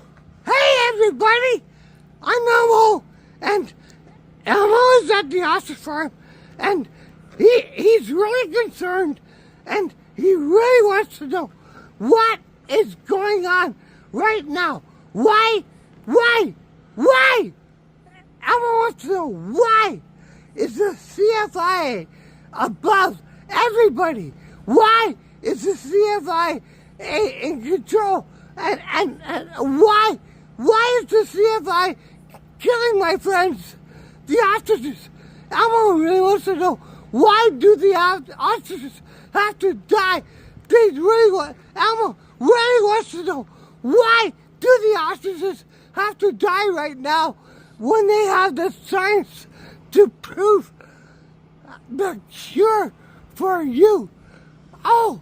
Awesome interview, Elmo. So is that all you want? Is that all you want to know? Idea. No, you have no idea. Okay. Elmo says you have no idea. Oh, they can't shut us down now. Oh, they have killed so many ostriches, and they did it behind a curtain, and they tried to hide everything, and Elmo is really sad that they did that. Oh my God, Elmo's crying so fucking hard. Elmo used the F word? Jeez. Elmo used the F word.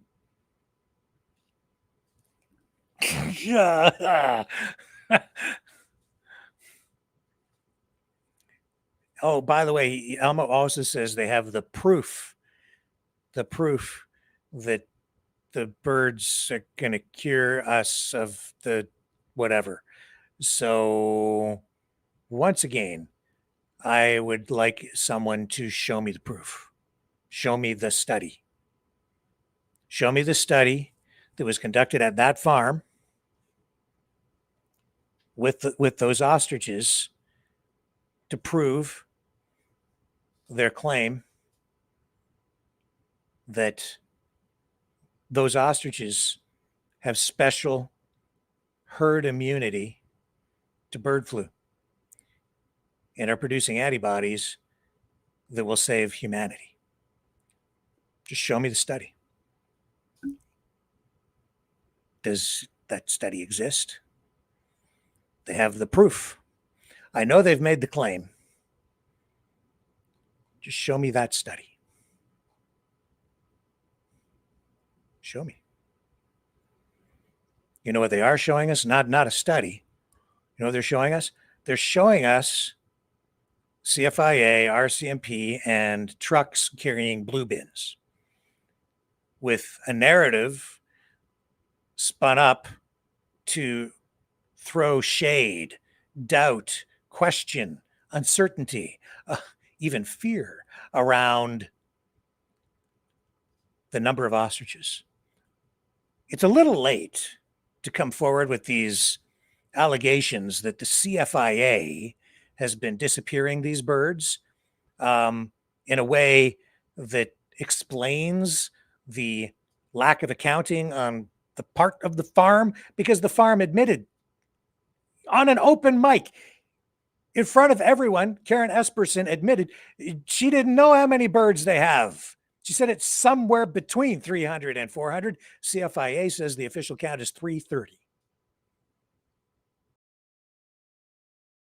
Which is not the 398 or 400 that was the number that they kept on using. Now, because questions are being asked about their accounting practices and their inability to keep track of their livestock or their pets, they're spinning up this whole thing about, we don't know how many ostriches are out there. Well, there seem to be disappearing ostriches, which may actually be true.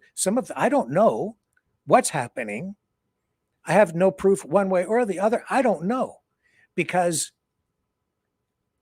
all we're getting, of course, is selective information that is being fed to us mostly by these live streamers. Today, Jim Kerr was out there again. He approaches a cop who debunked the video that he ran. I don't know if I have it queued up here.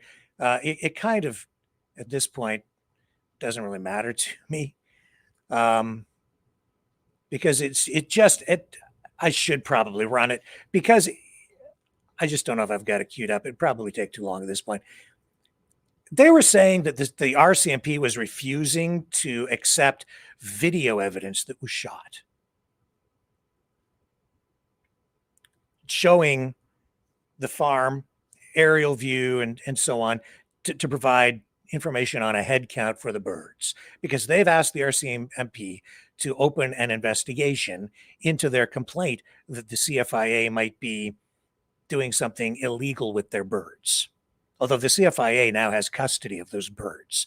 So they're basically now they are in custody with the CFIA pending this Supreme Court of Canada decision on whether the cull order will be the appeal on the cull order will be heard at the Supreme Court level. Now, I'm not going to get into all the nitty-gritty of all the details, but this is basically a deflection. Again, because Jim Kerr and others kept saying that the RCMP was refusing to accept this information, yet he walks up to this police officer, this liaison officer, today, as though he's going to do some big expose and expose the RCMP for lying or for refusing to handle an investigation into this properly. But he doesn't get what he's expecting. The cop sits there and just answers the questions. And Jim Kerr asks him, like, why wouldn't your officers accept this video evidence? And the officer says, well, we did. We accepted information from both sides. He's accusing RCMP. Jim Kerr is accusing RCMP in the video of being basically a tool for the CFIA and just working for the CFIA. We've heard Katie Pasitny say as well that the RCMP is only using information from the CFIA. They're rejecting evidence that the protesters are submitting for this investigation. And it's not true. It's another lie.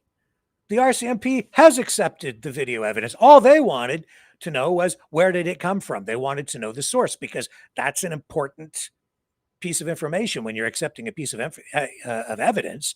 It's like, where did it come from? That's very important. Sometimes through Crime Stoppers, someone will give an anonymous tip, but if you're looking for evidence to use in court for something, you better know where it came from, what it is, how it was created. And if it's video evidence, you want to know if it was tampered with, if it was edited in any way, if it's giving you a proper perspective on things. So of course they want to know who shot the video. And that's what they were trying to submit. And I'm not sure why why that was even an issue, but somehow they turned it into an issue on social media yesterday. But when Jim Kerr walked up to that police officer, he said, oh no, we've accepted all that into evidence. And of course, we just wanted to know who was submitting it. And they've got that information. So now it's part of the record as they conduct this information. But because it's an ongoing investigation, RCMP is not releasing very much information at all. So they are looking into it as requested, doing their job, which is first and foremost to keep the peace out there, keep everyone safe, both government employees, contractors, CFIA employees, and the protesters as well, and people in the neighboring community. Just keep everything calm on an even keel. Make sure it's peaceful, lawful. That's what the RCMP is there to do. And I think that that's pretty much what they've been doing. And you see them trying to be friendly with the protesters, sometimes even hugging the protesters. So that's all going on out there. But this narrative about the number of birds has really reached levels of, I don't know. I'm shaking my head, because they're trying to turn this into like a big giant whodunit, a mystery, when the discrepancies on the numbers really began with the farm owners, because they were the ones missing between 70 and 100 birds. And I still don't have an answer on why there are no baby birds, why we've never seen any baby birds out there, like real babies. Haven't seen any. And now, instead of 398 or 400, they're down to about 300 or so. And now they're saying there are more disappearing. As I indicated last night, I don't know that the stay order really prevents the CFIA from moving birds to another location. I don't know. And changes could even be made. Provisions could be made as this whole thing evolves, because you have this protest that's happening. And so for safety reasons, for other reasons, which maybe they can justify legally, maybe they are moving the birds out. Now, I think the stay order does prevent them from actually killing the birds at this point, culling them. I think that would be illegal. And I don't think the CFIA would be nearly that stupid as to proceed. But here's, I'm going to run a couple of these little videos and show you what's going on. This is the narrative that's being spun up out there. We need to know what these bids are doing. Why are there so many? They come in and out repeatedly. Why are 6 bins coming every single day? That's the question. Yeah, exactly. Why are the numbers dropping every single day? Coincidence? Yeah, and I'm hoping it's something we don't think it is, but there seems to be a drastic short count of birds. We need to know what these bids. All right, so the allegation here, the suggestion is that, of course, they're killing the birds and throwing them in the dumpster, right? So here's another video with, and people are like, I'm sure they're killing the birds. Yeah? Are you sure? Well, here's the evidence. I've seen also a photo, which I think was, I'm not going to show you the photo because I don't have it, but I saw one overnight also with something being dumped into a blue bin, and the suggestion, I don't know where the blue bin was located. For all I know, it was from another country because there was no perspective on it. You couldn't really see for sure where it was, but this video also apparently shot out of the farm.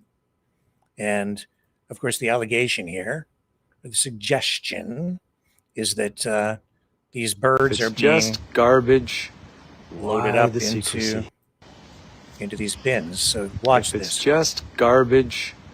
Why the secrecy?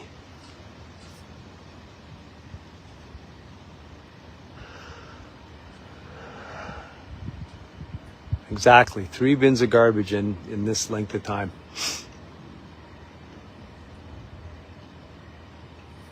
But I want you to pay attention to when he zooms in here.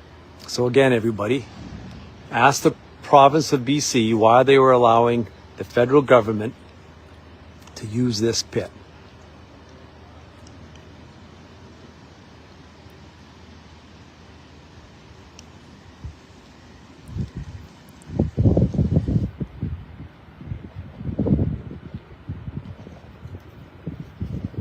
I don't know.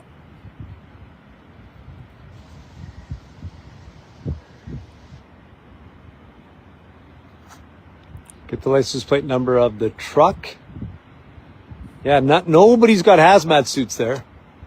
Garbage from a contaminated area. No PPE or depends clown on suits, whatever you want to call them.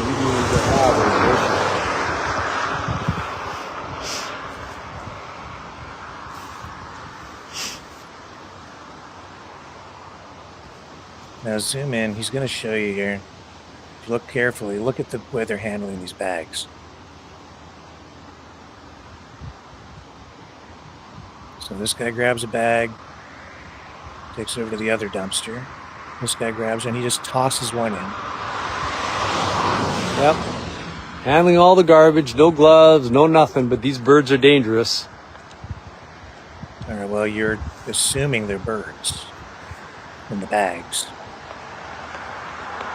And you grab another one of these things, and just each guy just grabs a bag and just chucks it in the other bin, emptying one into another. I'm not sure why, but they are.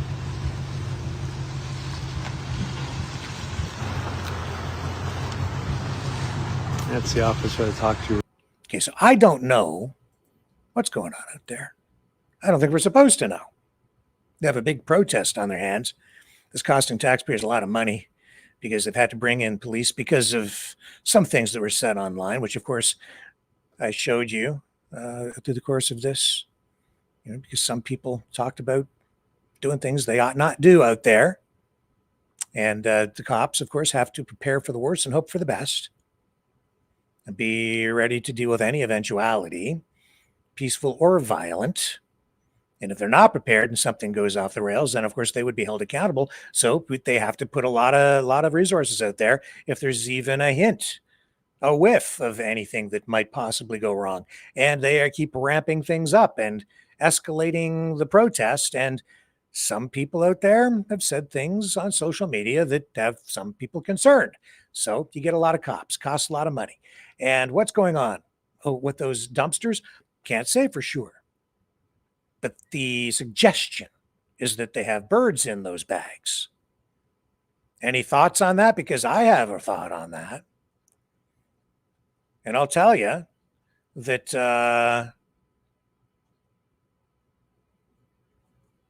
I'll tell you right now, like there's not an ostrich in a bag. Do you know how much an ostrich weighs? Like 200 to 300 pounds. And those guys are picking those bags up and just tossing them in to the other dumpster. Just one guy picking a bag up and then just throwing it. That's not 200 to 300 pounds.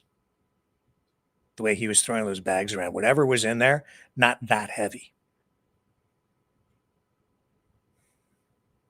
If they were chopping those birds up, there'd be blood all over everything, for starters. Secondly, they're not going to do it that way. I've looked up the protocols for disposing of carcasses in a cull like this. Highly, highly, highly, highly unlikely they would chop those birds up. More likely that they will bury them whole someplace or incinerate them someplace, possibly send them to the landfill. But I'll tell you right now, even if those bags were filled with chopped up ostrich parts, the weight of those bags, you would not be seeing those guys just tossing them the way that they're throwing them around. So I don't think that those bags are full of birds. That's my assessment. You can take from that what you want, but there's a lot of activity going on out there. The CFIA has been building things, putting up hay bales, putting up structures to, create some barriers against cameras. So they're doing a lot of things, and they have a lot of people out there. A lot of police, a lot of CFIA contractors. So they're generating garbage as well through their construction, just through the course of being there all day with employees. So yeah, they have dumpsters. What are they putting in them? I have no idea. Are they doing anything illegal?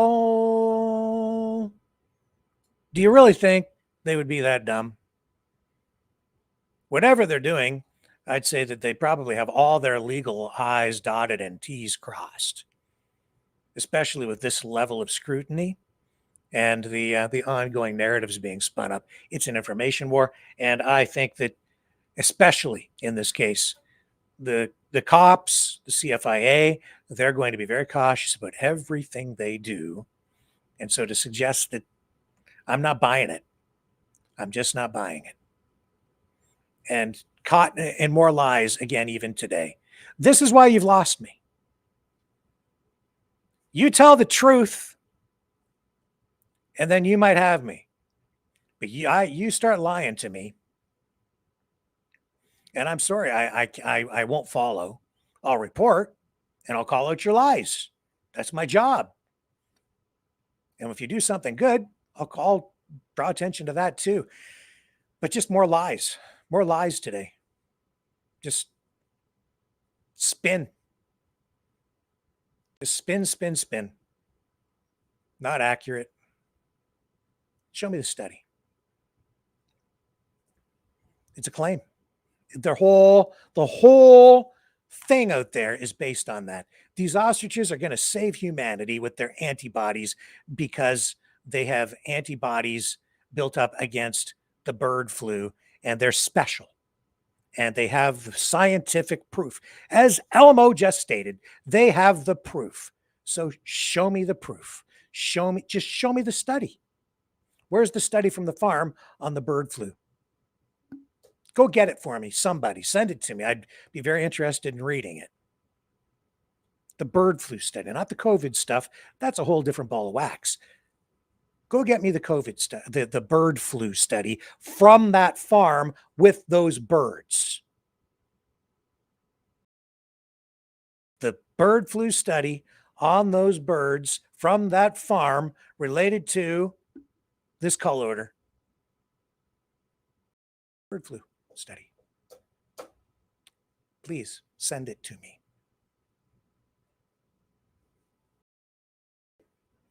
And then maybe you'll win me over. Just show me the proof. I saw this the other day. Enough of that. Enough. Very strong guys throwing those birds around in those bags like that. Got to be pretty muscular. Chucking around 200 to 300 pounds, just poof. Just throw it in the old dumpster there. Just chuck her in there, Chuck. Chuckarama. I don't know about you, but if I had to pick up 300 pounds, I'd be struggling a little bit. I don't know if I'd just be grabbing it like it was full of, I don't know, lunch waste, chucking it in a dumpster. Getting a little older these days. Not that easy. So, because them ostriches, they put on some fat. They weighs quite a bit. Males weigh more than females. I looked it all up because I was curious about it. CBC Brown says, cops can be dumb. Yeah, they can be. They can be dumb. They can be smart too. Here, you know what? I'll just show you this just in passing. I also looked up how they do it in the States too. Here's the United States Department of Agriculture. I looked up their cull methods and what they do for carcass disposal. And you know what they don't do? They don't chop them up and chuck them in a dumpster. They don't do that. When they do that there, see, if you scroll down, just saying, you might want some facts. Carcasses left in a field, they cover them sometimes in lime, do things to prevent any old dead carcasses from being eaten by wildlife, like what was happening when the farm had 69 of the birds die, and they tried to cover it up because they covered up the birds with some tarps out in the field and even on the pavement. And then the wildlife started to come and eat the dead birds. It's all documented. So they don't leave the dead birds laying around like what happened back in December out in the open. Unlined and lined burial pits. They talk about this here. So they bury them sometimes. Yeah. Open air burning. Yeah, sometimes they put them out in the field and they light them suckers on fire. For open air burning in fields, carcasses are placed on combustible heaps known as pyres and burned to ash. Open air burning typically occurs where mass animal health emergencies have occurred. Example, on the affected premises. As with unlined burial, state and local laws and regulations may apply and require permits because they have rules which they didn't follow at the farm at any point during any of this. Burning may be restricted or banned. Resources required for open air burning include the appropriate area to store accumulated carcasses awaiting to be burned temporarily, the appropriate area to burn the carcasses, the necessary equipment and fuel and combustibles to set and maintain the fire. And, it's probably, I don't know, someone was playing with matches out there last night. And they set their tent on fire. I probably wouldn't want to leave it in their hands. And they're not going to burn those birds out there because they have a PR issue on their hands out there, which is all these social media streamers who want so badly to live stream the bloodbath. Composting and above ground burial, they have those methods. Rendering is a physical and chemical transformation of animal products using a variety of equipment and processes. Rendering factories convert meatpacking plant waste, kitchen grease, and livestock and wildlife carcasses into industrial fats and oils for products such as tallow for soap. In other words, they can kind of melt them down and liquefy the bodies. So that's an option. They can just take them to a landfill, which I think is likely, maybe, possibly what might happen here. But I'm not sure that the local landfill is going to accept them. So they might have to transport them someplace else. I don't know. But I seriously doubt that those bags were filled with birds that those guys were handling in that video, regardless of whatever they're trying to lead you to believe out there tonight. Because it's just too heavy to chuck them around like that. And then there's the old incinerator method. See, they could bring in a device like this and torch them. Yeah, just fire that sucker up, put them in one side, get the ashes out the other. Incineration is a waste treatment process that ignites waste materials, combusts the organic portion of the materials, and captures the inorganic portion of the materials either as fly ash or flue ash, which is a fine particle residue that rises with gases generated during and after combustion, or bottom ash, which is the larger non-combustible residue that falls to the bottom of a furnace. Well, that's a pretty technical way of saying you're going to set them on fire and burn them till they turn to ash. So that's one other possibility. There's truth for you. They're going to put them in an oven and burn them, maybe. I have no idea what they're doing. And they're not telling us because they generally don't talk about that stuff publicly, period. And because you have all these guys out there waiting to bring you live coverage of the bird cull in all its horrific bloody gore. The glory gore. It's distasteful to me. It's gross that they even want to live stream this stuff. I don't want to see it. Not my first choice of entertainment. But, it's going to be one hell of a car crash. Isn't it? Hard to look away. Everybody's waiting for the call. Dun, dun, dun, dun. For crying out loud. What a sick society we become. This is the new public hanging. And there wasn't that long ago. When that's what we had in our society, I remember when I was a kid going down to the, what's now the Thames Art Gallery, the London Art Gallery in London, Ontario, by the Thames River. And right there on the banks of the Thames, at that very location where the old jail was, they used to have public hangings. People used to bring picnic lunches and watch people hang by the neck until dead. Human beings. In my hometown. Likely in yours too, wherever you live out there. That's a deep, dark part of our history, isn't it? Are we a more civil society today? I don't know if we've progressed very much. I think maybe just some of this stuff manifests itself in different ways. All those nasty parts of the human condition are still present in our lizard brains, our primitive side. Will you watch the call? Will it be real to you? Or because it's online, will it be sanitized as being something that's just a little bit detached from reality because there's digitized space and a video screen between you and the reality? Makes it a little easier to watch, maybe. I've seen birds killed. Healthy birds. Yeah, the assertion that it's illegal to kill healthy animals is not true.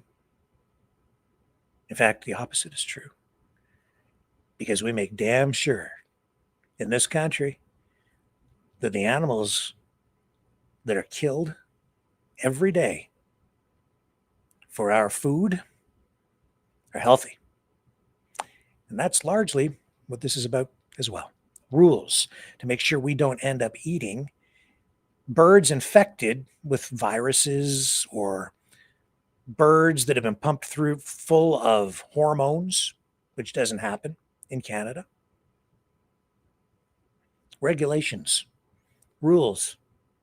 And even though those animals, cows, have you been to McDonald's lately?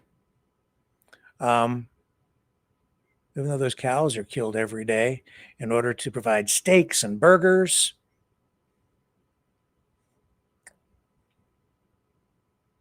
it's done in what we consider to be humane ways. Not, people just don't, we have been removed from reality maybe a little too much. Where does your milk come from? The supermarket. No, it comes from the farm. Where'd your burger come from? If you saw what they did to the animals, would you still eat it?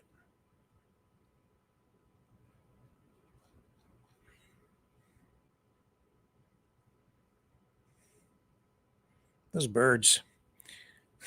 I'm not buying that whole video suggesting that that's birds in those bags, those garbage bags. I'm not buying it. Too heavy. I'm not even sure I came across this video talking about fat. Okay. This video came up in my feed. This is not really related to the ostriches, but I'm going to leave you this tonight because it's science, but it makes me, maybe I shouldn't laugh, but I did when I saw it. Let me see if I can find it here for you. This woman in this video, it's a story. Where'd you go? It's probably here. No, here. No, here. No. I'll bring it up again. Hang on a second here. Okay, I called this video "She's Too Fat for Me" because there's this song I remember. Do you remember the song? I think it goes something like papa, she's too fat for me. Papa, she's too fat for me. Is that me or is there somebody else does anybody remember what that song is? It got stuck in my head when I saw this video. So I watched this video. This is about, what is the subject matter? Let me just put this in context. This is on Interesting STEM. So this is a science-based Twitter site. And an example where obesity was life-saving. Is this real or is this just a fabrication? More narrative, more spin, more fiction. The stray bullet struck her right in the stomach. It pierced the skin, but started to slow down as it entered her body fat. Layer by layer, the fat absorbed more of the bullet's energy, like a cushion. And by the time it hit deeper tissue, the bullet had lost most of its force, coming to a stop before hitting any organs and saving her life. The stray bullet struck her right. What the hell is that? It just... She was so fat. Oh, she's so fat that she stopped.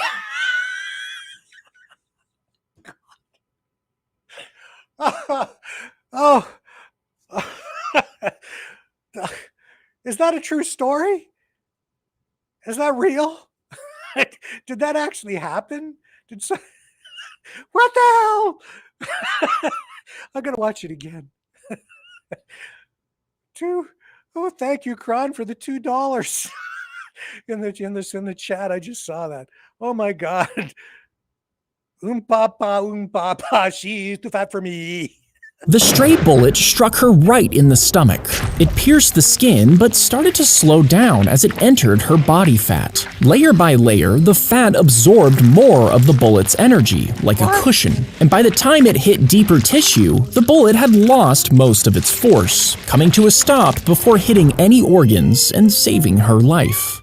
The stray bullet. Oh my God. Oh, that's terrible. Is it wrong to laugh? Is this politically incorrect? Am I in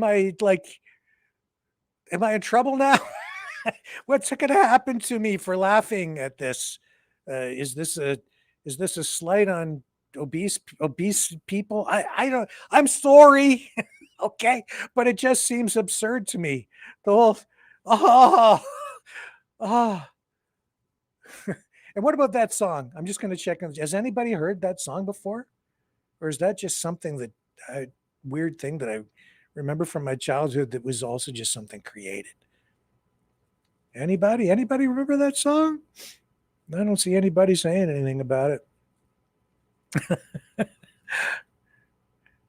Yeah, Arthur Clark says, that's like one I seen today where the woman was ordering food at the counter. I think it was a chicken place. While ordering, she fell through the floor at the counter. Oh my God. See, you know, I remember when I was a kid, the other thing is you could go to the circus back in those days because things were not politically correct. And they still had like what they call the side show or the freak show. And they had the bearded lady and they had, which, today it's like, that's normal. You see it on the street every Saturday at the whatever parade they have. Oh, did you see the nude protest in Portland where the protesters all went out to protest against the ICE agents and they were like nude? A lot of them were like semi-dressed, but a bunch of people just went out completely naked. And a lot of them were dressed up as, what do they call those things? I did the whole story about it where they dress up like cartoon characters. Furries. So a lot of those, and they're all riding around on bikes, and then they're all laying on the street to protest. And I'm kind of wondering when it's going to come to that at the farm too. I said that the other day. What are you going to do next? You're gonna super glue your face to an ostrich or something, or chain yourself to an ostrich and ride it around the pen. I don't know. It's just funnier in hell. Animal freedom protesters become animal rights activists because they can't get the PETA people out there. I'm not. So Lindy says by Arthur Godfrey. You're not imagining the song, Rick. Okay. It's just, oh my God. So yeah, I'm not crazy after all. The song does exist. Thank God for that. Oh my. Okay, what am I going to leave you with tonight? Well, since we're talking about what's real, what's fake, I guess my new favorite song from Maverick and the News Brothers. She's so fat. She's so fat. She stopped a bullet. See, there's a keeper. If you had a woman like that in your life, you'd want to take her. You could take her to Chicago. No problem. Just use her as a human shield. Honey, you go first. Wherever you're going, right? Oh, is that terrible? This is an incredibly politically incorrect closer to the show tonight. Oh well. So be it. She's so fat she stops a bullet. Like she's not the woman of, not like the man of steel, the woman of blubber. Your bullets cannot harm me. My stomach is like a shield of blubber. Real? Or is it all fake? Here's Maverick and the News Brothers. See you guys back here. Love y'all. Tomorrow, 7 p.m. Eastern on the flip side.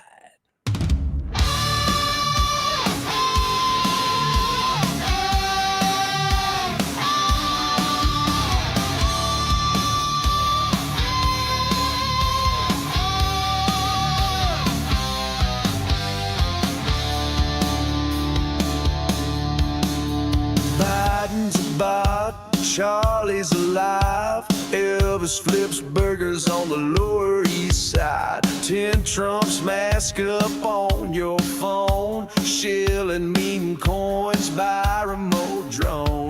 Graphene needles in your veins. Chemtrail sugar fries your brain. George Floyd's American hologram pie. Don't trust your lying eyes. It's all fake. It's all fake. The moon is a hoax. Give your head a shake. It's all fake. It's all fake. Your mama's a lizard. Your daddy's a snake. Bigfoot codes, the Mossad plan. Flat Earth truckers fighting the man. Dinosaurs guard an empty fed vault. Truth is dead and it's the media's fault. Conspiracies are real, let it sink in. Time travel, JFK is president again. 9/11's a VR game. The elite cut deals in the devil's name. It's all fake.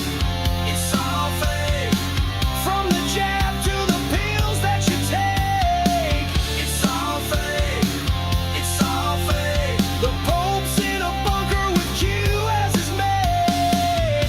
Your phone's a snitch. Your dog's AI. The king eats penguins in conspiracy pie. JFK Jr., Cobain, and Tupac. They ain't dead. They're all coming back.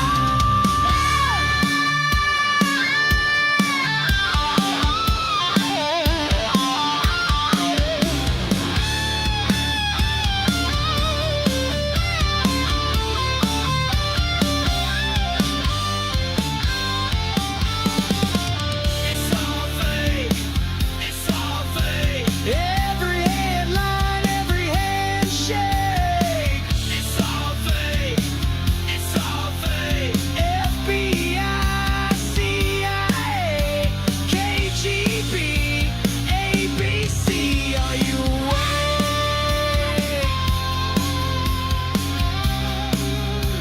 Don't believe your lying eyes. It's all fake.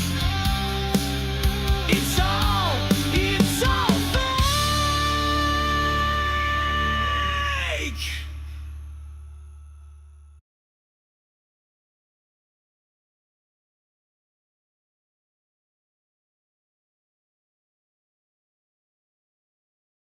He started with nothing, just metal and